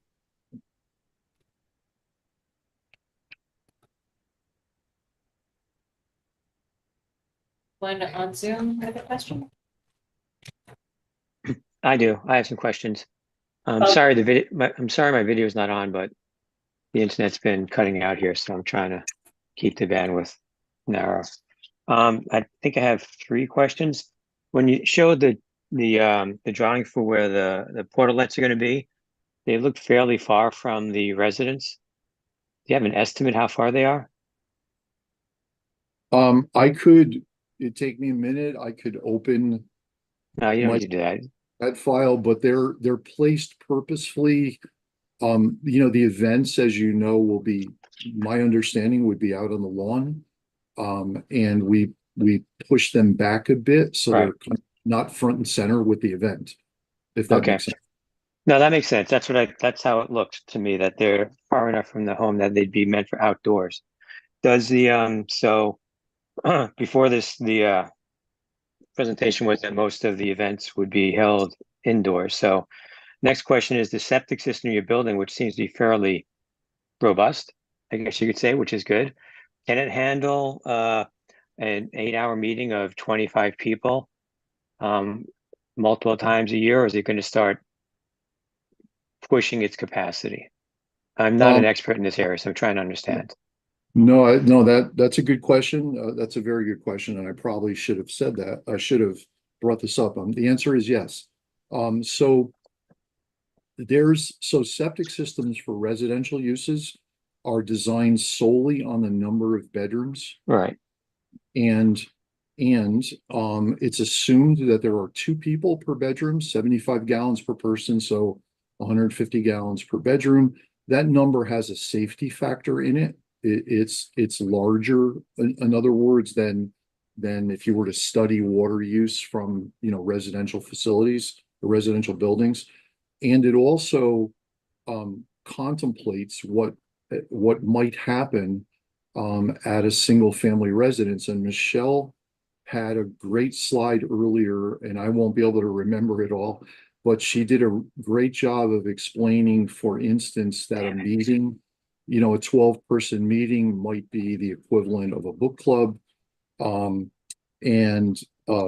Gatherings, the 13, I think if I have the number right, 13 to 25 people up to once a week maximum, might be the equivalent of a larger get together or a party that might happen at a residence, and that public health code contemplates that kind of periodic water use.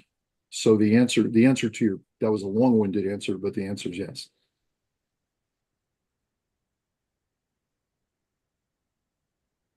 I guess, I should also say, I should make sure I say, the septic system, of course, is not designed for the 150-person events.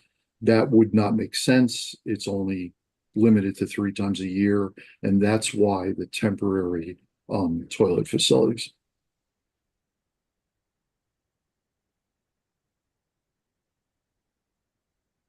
Now, unless the commission has any additional questions, I think I would turn it back to Michelle.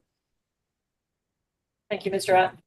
Madam Chair, I couldn't quite see the plan. Could you ask the engineer if he shows the guardrails being installed? I couldn't see the bridge. I think the question was, we don't, I can answer. we do not show the installation of proposed guide rail on our site plan. That's a recommendation that's been made by our consulting traffic engineer, and the commission certainly could condition that we add that information to what is the official site plan for the proposed improvements for the site. We could certainly do that. The follow-up question is, would that require an approval of the Inland Wetlands Commission, since it would be in the upland review area? No, typically not. And I say that as the town's former director of public works and town engineer. No, that would be considered a routine maintenance. It really just involves driving posts. You all have probably driven by and seen it happen. It involves driving vertical posts and bolting the rail system to both the posts and to the concrete parapets. So there's really no potential impact, adverse impact to inland wetlands, and no need for a permit.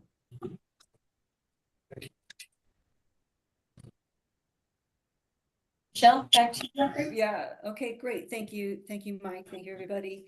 I will say the additions that happened to the house, the modernist additions, were all basically in the 1950s, answering that question. I want to shout out to my Madison working group who went through the calendar and added up all of the visitors. So in that illustration that we showed you earlier, it would be 1,028 visitors over the year, with 47 staff days. And again, that's an example kind of pushing sort of the upper limits of what that might look like. So I wanted to go back to that. And I just also would just want to say, like, the road itself, I mean, we're happy to be part of an advocacy team who uses the SLR study to, you know, work with Madison and Guilford to come up with improvements to the road that make it safer for everybody. We know it's a big concern for everybody, as you've stated in many ways. I'm gonna go back and share my screen again. I just, you know, this part, I feel like we need to address this from the foundation's point of view.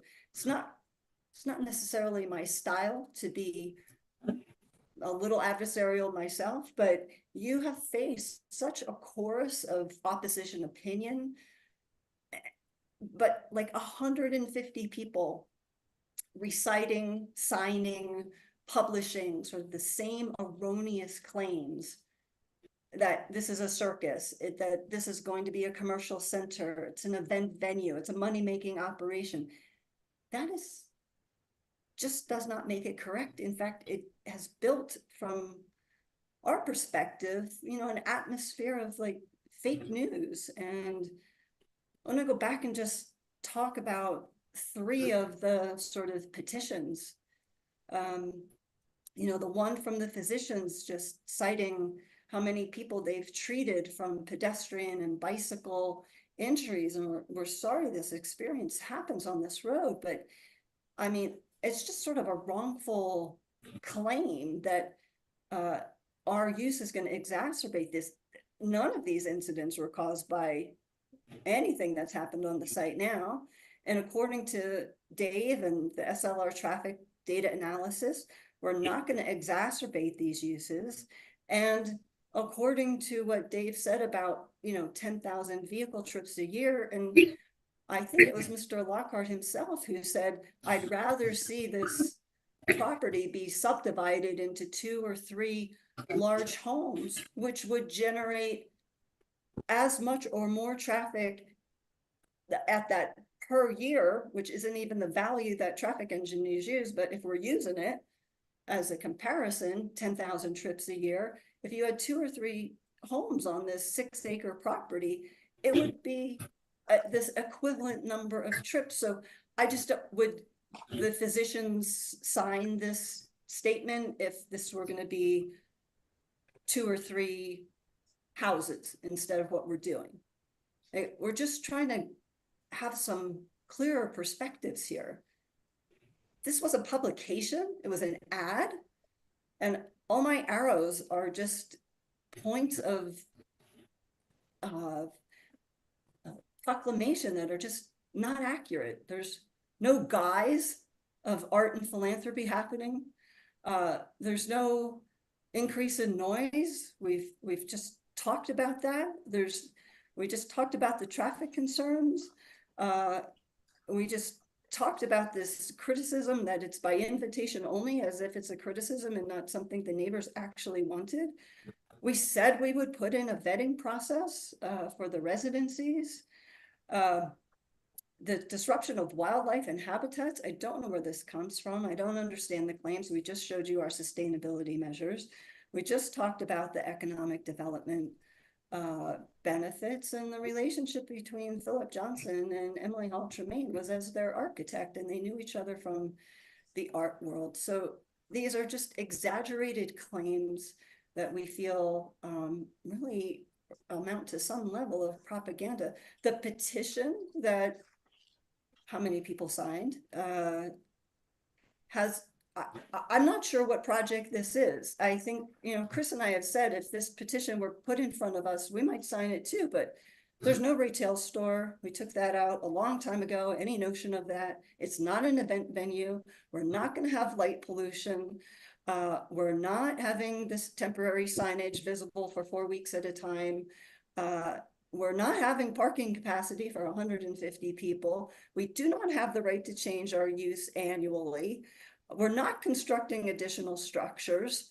We're not creating a road from Indigo Trail.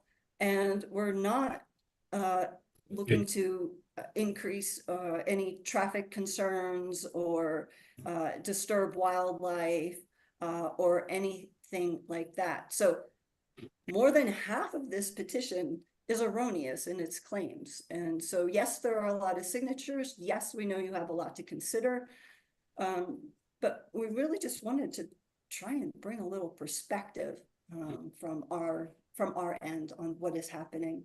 And I know Chris has some other comments to make at this point regarding some specific rebuttal points. So Chris, back to you. I drafted that petition. That petition was drafted on the original submission that has been modified a dozen times. Okay, hold your comments, please.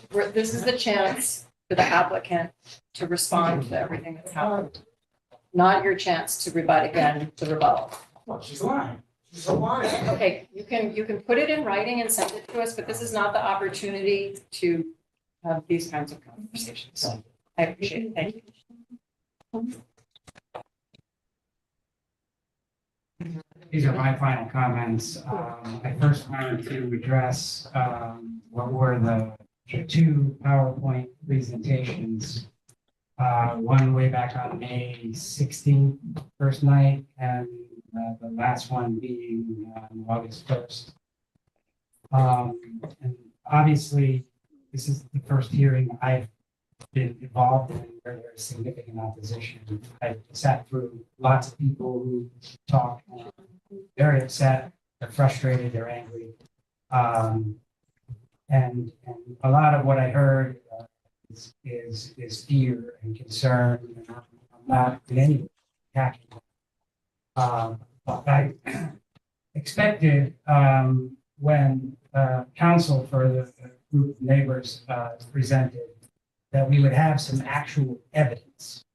And what struck me about both PowerPoints isn't so much what they contain, but what they didn't contain. And that is real evidence and data, an expert opinion as to why you ought not to grant this application. Instead, it contained more of what Michelle was just talking about. It contained catchphrases, fear-mongering, hyperbole, leaps of logic, speculation, and unsupported conclusions. That's what the two PowerPoints did. The catchphrase we've heard over and over again. They're trying to take a mile an inch at a time. First of all, that's not evidence. Second of all, it shows that the lion's share of the basis of the opposition here is based in fear of what may or might or could happen. That means it's speculative by its definition. The case law, not me, but the case law is clear. Speculative information is not sufficient. It's not evidence. Showing a picture of a portable laboratory with a quote, "We've all been there," is not evidence.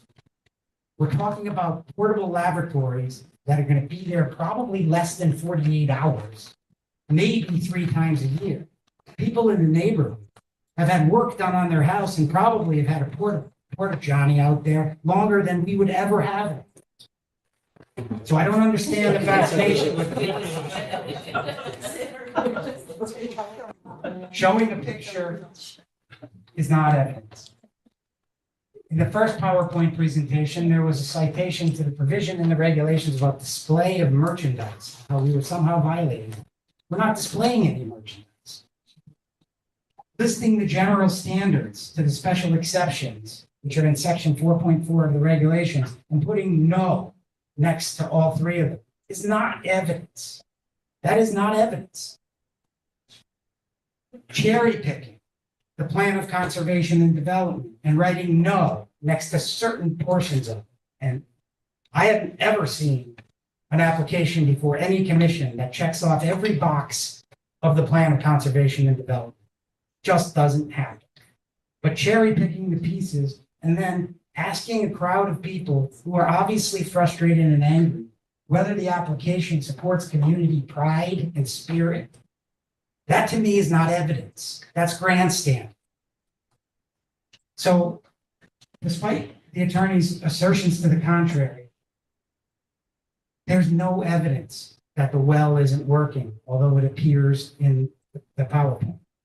There's no evidence that the septic system is massive, as we just heard, yet it appears in the conclusions of the PowerPoint. Mr. Ott has said the septic system we're proposing is further from the wetlands and further from the Neck River than septic systems in the neighborhood where the opposition comes from.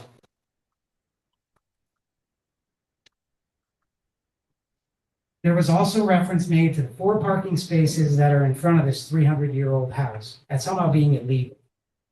Well, they're not illegal. I've had the discussion with staff. I've looked at the regulations related to parking.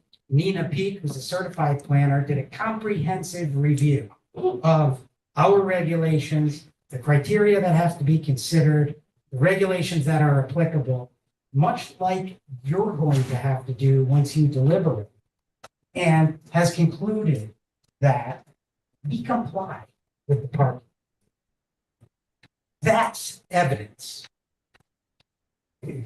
Not one expert from the opposition, other than, I believe, an engineering firm was hired to talk about turning radiuses, which, quite frankly, were received by our traffic engineer, further investigated with the actual fire marshals of the 2 towns, and corrections to the site plan were made that make it better.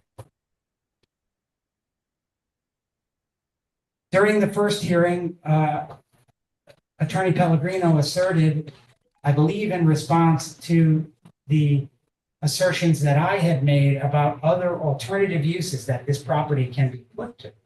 Because whether you like it or not, you have to consider that when you're talking about impact on a neighborhood. What else can be going on there is important. And his response was that the property's undevelopable. There's a river, there's wetlands, you can't develop it.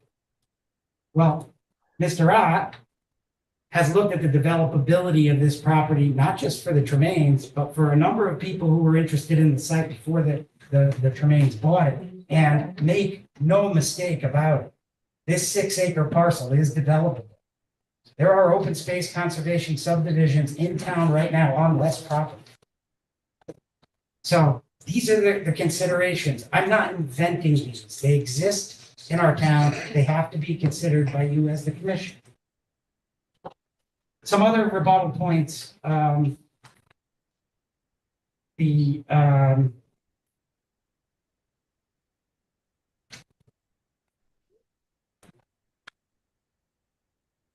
Unfounded and unsubstantiated criticism of the applicant, its experts, anybody who dared to support the application. And even the commission chair and the commission itself have been attacked during these 4 hearings. Again, it's not evidence, but it happened. We all sat here and we all saw it. Examples, the Madison Economic Development Commission issues a letter of support. What's the response?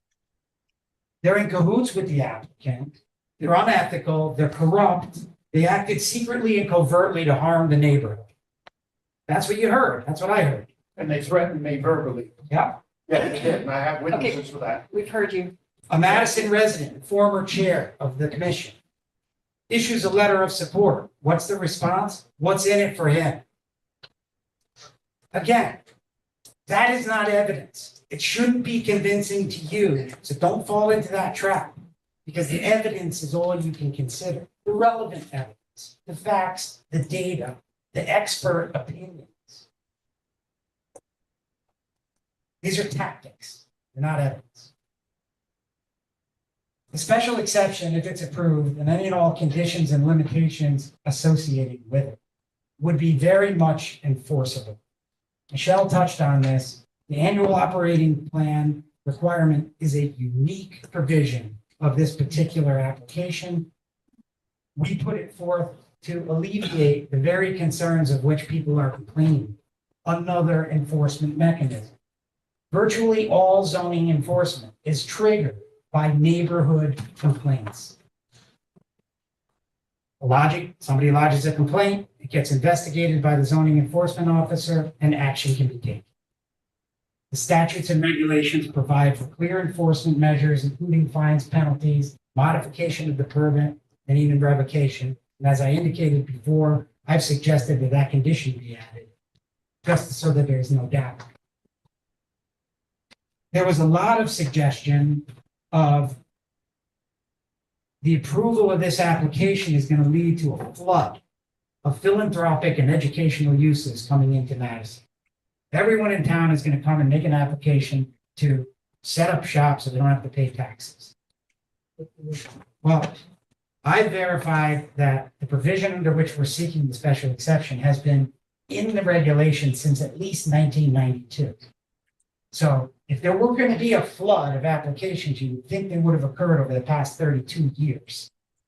But, of course, what may happen down the road puts us in the same bucket I talked about before. It's speculation. Nobody here knows what's going to happen in the future. So that argument is hollow and meaningless, although repeated multiple times. We talked about the restrictions of the Indigo Woods subdivision. I withdrew the strip of land that's within the subdivision out of an abundance of caution, not because I thought it would jeopardize this application, but we don't need the strip for what we're doing, and the restrictive covenants are what they are. The suggestion that the creator of a subdivision, and I've looked at subdivisions for a very long time, many different declarations of restrictive covenants, preventing everything from clotheslines to prohibiting people of certain races from hanging towels over deck balconies, those types of restrictions, in this case, limiting to single-family use, those are designed for the owners of the subdivision themselves, to make their community what they want, to adhere to certain rules. I can assure you that Mr. Tremaine was not thinking about his remaining property when he put those restrictions into the subdivision. He was trying to make those lots more valuable based on what those restrictions imposed upon people who bought in the subdivision. What I think may be lost here through all of this is that there are many people who support the application. There are letters on file. The Economic Development Commission supports it. ACA, when we went before them, supported this as a preservation effort. There are people on social media who are bucking the tide of the local neighborhood in declaring this a circus which it's not. I've had numerous discussions with people in town. And if people really care to listen about what the uses are, the Exhibit A, they want to really look and understand that. And when they do, they all seem to have the same reaction. What is the big deal? Why did this get so blown up? Is that all they want to do? That's what I'm hearing. And I'm a citizen of the town too. I'm having conversations with people all the time. I have to address the assertion that I stood here before you and told you that you cannot deny our application. And if I said that, I'm wrong. Okay, thanks for the reminder. Thank you. Thank you. So I want to explain for the record what I mean when I said that. And that is, if you read the letters in opposition, and if you listen to all of the testimony, which I have, you will hear over and over again that anything other than a residence should be denied. There are signs throughout town saying no exceptions to residential zoning. You ought to wholesale deny this. I can't believe you've let this go on this long. You should have summarily denied it. A wholesale rejection of an application like this, if you were to base your decision on a conclusion that these types of things just don't belong in a residential neighborhood, I submit to you that you cannot do that. That ignores your own regulations. And that's what I meant. If I said it differently, then I withdraw it, and I stand by what I just told you.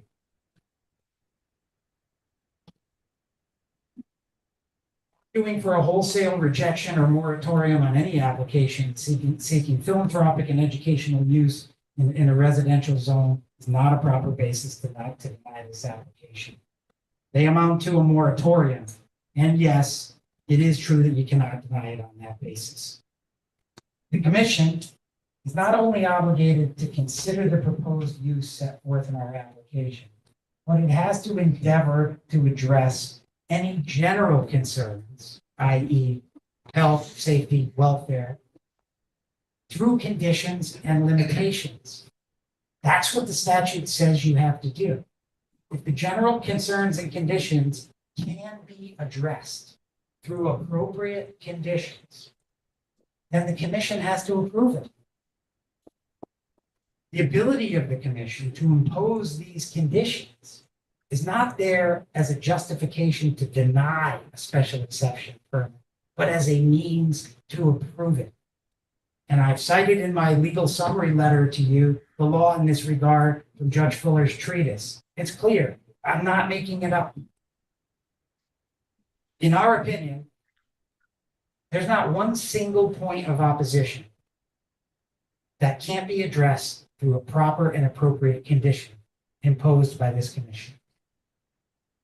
And so, in conclusion, I would submit to you that we've met the specific requirements of the regulation under which we seek this application. Our uses are philanthropical and educational, and they're all in accordance with our mission statement. The building in which the uses will occur, the only specific requirement of the regulation, cover 2% of the site. We're allowed to go up to 15% in terms of the specific requirements. We've submitted substantial, uncontroverted, and expert evidence that all of the general standards for granting the special exception uses have been met.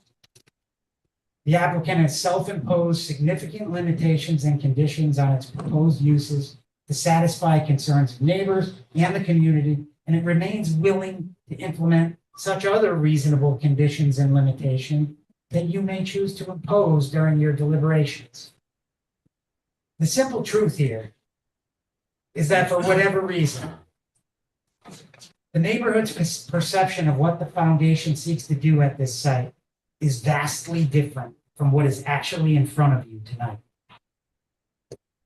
The originally requested uses, and admittedly, they've changed. They've been scaled back. They've been limited. They've been conditioned, modified, even enhanced to make the application better. The site plan has been revised to better accommodate the uses. This is usual and typical of special exception process. And it's indicative that the process actually works. So we submit that the application before you strikes the balance between allowing these requested uses to be carried out, again, with limits and conditions that satisfy you, and protecting the neighboring property owners. The process, although contentious and uncomfortable at times, has shaped, modified, and yes, improved the foundation's proposal so that it now allows you, the commission, to approve it and allow it to move forward at an appropriate scale. With that, I will turn it back over to Michelle, and I thank you for your careful and attention and cooperation over the entire hearing. Thank you. Thank you. Thank you, Chris. And, you know, Chris pointed out Gary Leonard's letter of support, and I just hope as the commission there that you paid close attention to his letter. I mean, he's a near peer who sat in your chairs and actually chaired the Madison PZZ for many years. He's an accomplished architect. He lives down the road from the Mercy Center. And, you know, taking all of these things into consideration, he put forth a letter of support for this special exception. And I feel like we are providing more assurances than probably any other special exception you've had before this. And if for some reason you're considering, if you consider sort of approval of the special exception, somehow a leap of faith because you are less familiar with the philanthropic and educational uses that we have brought forward, you have the safety net of the annual operating plan. It works for everybody and it is enforceable. And so I say that it's a great safety net for everyone involved. And I've wanted to summarize. I feel like I've peppered throughout the comments, the benefits to the town, but I know this has been important to you all.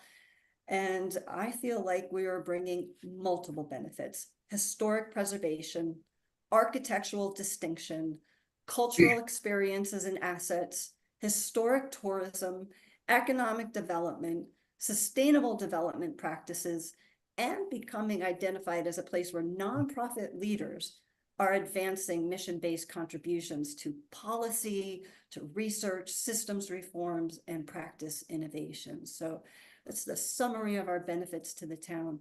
We, on behalf of the board, the entire board, I thank you deeply for listening, and we'd be happy to address any other questions you may have. Otherwise, our comments are complete. Thank you. Any questions from commissioners? I believe Commissioner Reinhardt had questions. Bob, are you able to connect here? He's having Wi-Fi trouble. Yeah, I'm okay. I think I think the question I had was answered while my connection dropped. It was with respect to the capacity of the septic system for 25 people, and then can it handle the 75 or 100 people on a daily event? So as the engineer was responding to that, everything just dropped on me. So thanks, Bob. Are you looking to have that? It is in the record. Are you looking to yeah, have? no, if it's in the record, I'm fine. I'll look it up. Read that? Okay.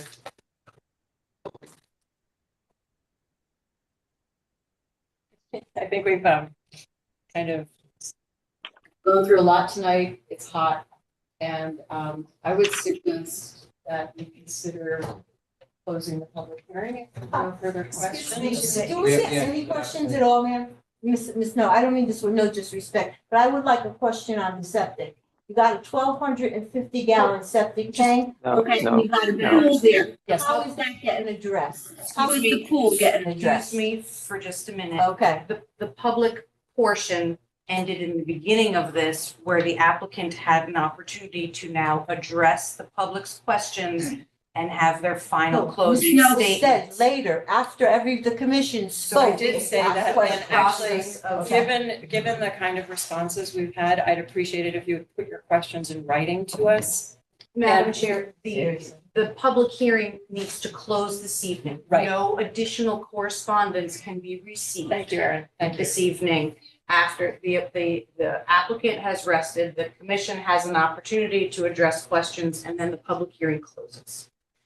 So That is the Erin's standard explaining the process of the public hearing, hearings. I think according to Robert's rules. according to the rules, Attorney McKeon has also, I think, tried to explain to you a little bit more about special exceptions in residential neighborhoods. And I wanted to add to that a little bit that, maybe you all think this is the first time we've ever had a special exception in a residential neighborhood, but there are many, many, many throughout residential, commercial, and light industrial districts in town.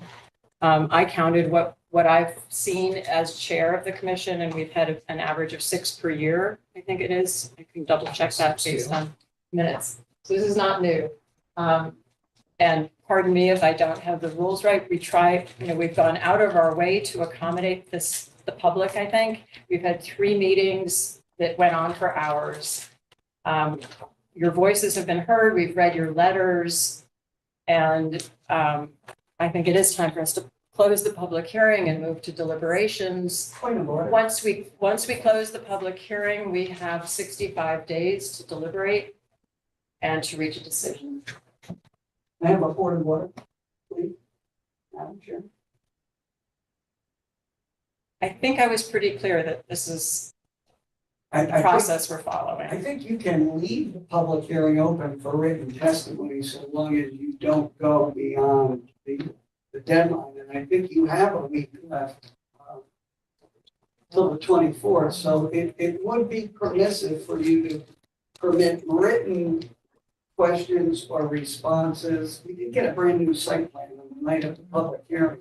So leaving the public hearing open for a few days to receive written comments would be permitted. And I think in light of what we just heard, I think you should consider. I think this is a conversation between the 2 attorneys as well. It's our application. We get to put our application on the way we want to. We are in an extension period because we granted it. It is not a brand new site plan. And I would suggest that unless the applicant is going to agree to an extension, which we've clearly indicated we want to close the public hearing tonight. And we've sat for the better part of 3 meetings and listened to collect everything we can, to come back and respond. That's the way it works. That's the way we'd like it to conclude. There's no claim whatsoever that people didn't have an opportunity. We filed this application in March. Thank you. Erin, did you want to add anything to that? No, I think as we've expressed in previous meetings, this process does not go on ad nauseum. The applicant had an opportunity to rebut and provide information based on public comment. That has been done. That does not invite another opportunity for back and forth. That's not the way the public hearing process works. Okay, so could I have a motion to close the public hearing? Ruben, second. Janet. Mike Rice as well. Any discussion? All in favor of closing the public hearing? Aye.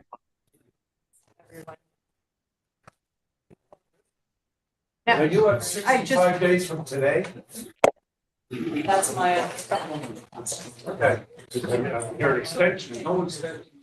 So I didn't know. Okay, I can give a brief update on the time frame and then just advise everyone that while the public hearing matter is closed, this item is not, the commission is not finished discussing, determining whether they're deliberating this evening, and we have other items. So before everybody gets up and disrupts the meeting, we'll let you know the statutes upon closing of a public hearing. The Planning and Zoning Commission has 65 days to render a decision. There are opportunities for extensions. However, the applicant has exhausted that time frame. So it is 65 days for the commission to make a decision on this application. Do you publicize when the decision will be made public? So that the agendas will have when an application is on them, just as each of these do. typically as a courtesy, we'll put something in parentheses to let you know. Okay. I recommend checking agendas, and understanding and listening to what the commission is going to be doing next. This happens all in a public meeting. Okay, thanks.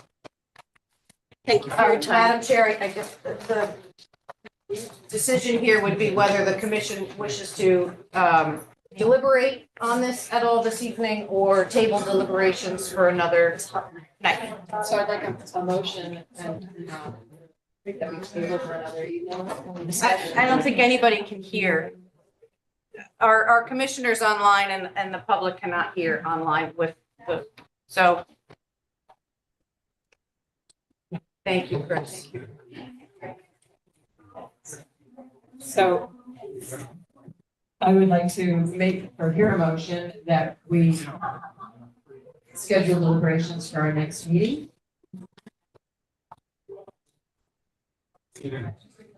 Outside to that.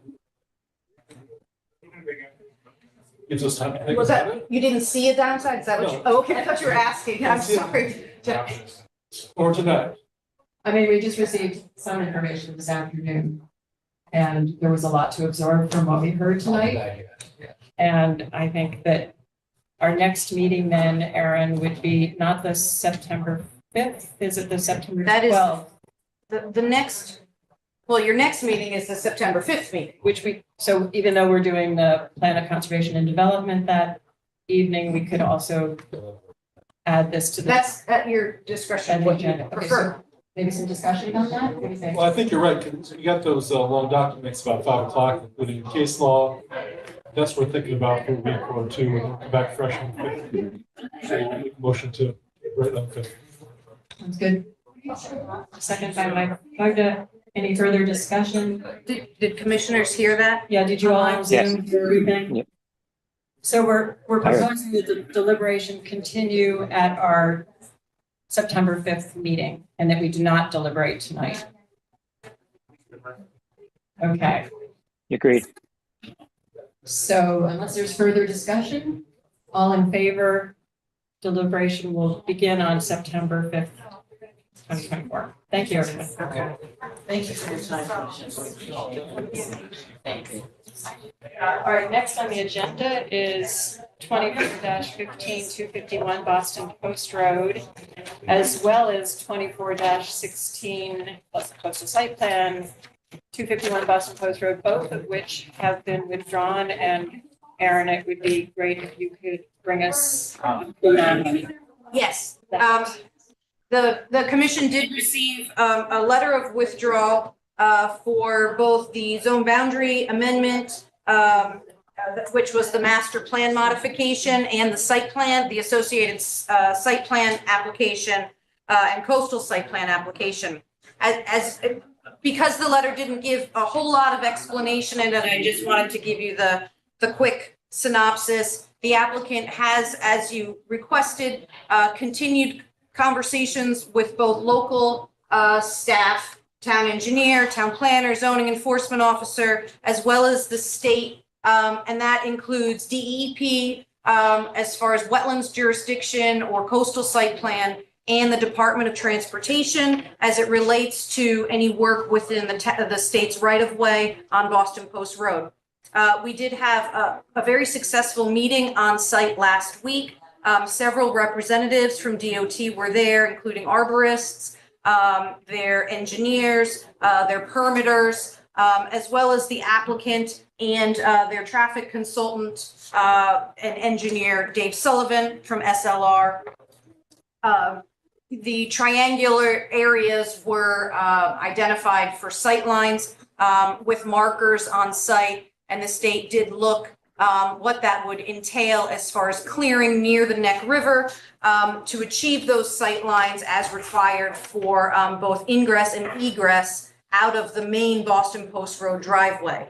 The arborist did look, there were some opportunities for some selective clearing of some smaller trees, those that do not trigger the requirement to notify the town. I believe that's that 18-inch cutoff. There are a couple trees. One is leaning over towards the post road. A couple others. These are all up on the banks. There's nothing in the water, and those quite a bit are smothered in invasive species, mostly Japanese knotweed. And so the goal is to have the applicant hire a tree company to get permits through DOT for encroachment and do some selective clearing, meaning the cutting of invasives and any underbrush, basically to the level of the guide rail that exists next to the bridge. And a couple trees, they are clearly marked by DOT's arborist.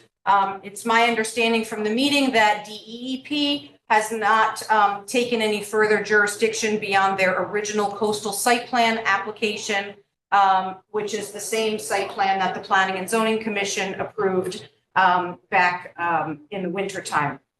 So the state has also indicated that they did not see or have a desire to remove the 2 large oak trees within the state right-of-way that are in front of the building now, which is, I think, a huge positive. Those are nice mature trees. The other opportunity, instead of removing trees, is to try and limb up to achieve the sight line. It sort of comes between some trees, just to kind of catch the curve from the east on the post road. Near the So river. that will, right, so that will, they're allowed to limb up 16 feet on some of those trees to enhance sight line, but not any straight removal or, anything down to 6 inches, things like that were discussed previously in meetings. And that, my understanding from the meeting and speaking with Tracy May from DOT, she said that when that sight line that was measured is achieved to the satisfaction of the state, that would allow for all vehicular access both in and out of that main driveway on the post road, which would eliminate the need for a driveway on Stonewall Lane, just as was originally approved in your master plan. And so that is why the applicant withdrew the application, because they are confident at this point that they can do some limbing up and some removal to the satisfaction of the state, secure their sight lines, and receive encroachment permits for the modifications to the driveway as the commission originally intended. They also noted that the stone wall that was rebuilt and encroached on the state property can remain where it is and does not have to be removed. So those were the big takeaways from this meeting, enough to give the applicant some confidence to withdraw this application. Great news. And it's good to get everybody together, meeting at once. I think, Erin, that was a huge accomplishment. It was quite a crew out in our vests out on the post road. So, but it was effective. And so so the mystery behind the withdrawal letter is now. Thanks. We appreciate that. There's only one word, lovely. Love. It made sense. It makes sense. It made sense. We're glad that there was a way to work it out. All right, so next is 24-26 Overshores Drive East, map 14, lot 9, zone R4, owner Overshores Association, Inc., and Joanna Toya, applicant Race Coastal Engineering, Inc., coastal site plan to replace some or all bulkhead components as needed in beach area. This has been received, and I would appreciate a motion to table it to our September 19th, 2024 meeting. Motion, second. Any discussion? All in favor? All right, so that will be on our September 19th meeting. Next, we have approval of minutes. John, who's secretary. July 16th special meeting. Members present: Snow, Reinhardt, Duza, Bugda, Morgan, Rubin, Downs, O'Connor, and Peckinpah. Motion for approval. Second. Any edits or corrections? Just one item. Bob Reinhardt. Your name is misspelled, from what I can tell. Or is Still haven't got it right? No, I will take full credit for that. I did these minutes and I was convinced that Bob did not have a D, and so I intentionally spelled his name without a D, probably for a year and a half. I think it's. I apologize, Bob, and I now stand corrected. I was confused too, well, because it shows up on the screen without a D also here. Yeah, that's. Oh, no. Part of the same error. Okay. Goes back to the origin. That was a voluminous meeting, nicely summarized, so Yes. otherwise. Yeah. Nice and, okay, vote to approve? All in favor? Great. The August 1st regular meeting, members present Downs, Reinhardt, O'Connor, Snow, Rubin, Morgan, Duza, and Bugda. Motion for approval. Second, Michael. Any edits or corrections? One item, Andy, you said that you abstained from the vote to continue the public hearing opening Hill Road. So is that, otherwise no corrections. All in favor? With that correction, great. Great, thank you. Thank you. Okay, I have no remarks except to say thank you for this long process. And for those of you on Zoom, it's about 80 degrees here. We're all sweating. I hope it's cooler where you are. Yes, it is.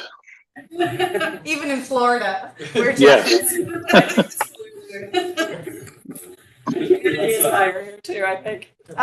Madam Chair, I Yes. did want to let you know, we have 2 applications that came in yesterday after the agenda was posted. They are officially received this evening. One is an open space conservation district zoning map amendment application, and the subsequent subdivision application that's on Horse Pond Road. I believe they came to you informally in the past that was the former location of the Daniel Hand House. Right, So that application will be on the agenda next month, and we'll schedule a public hearing out. Okay. And another coastal site plan on Middle Beach Road for the construction of a garage.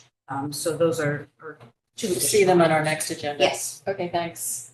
Any other comments? Okay, in that case, can I have a motion to adjourn? Motion to adjourn? I'll do so. Second, Mike, any further discussion? All in favor? Thank you, everyone.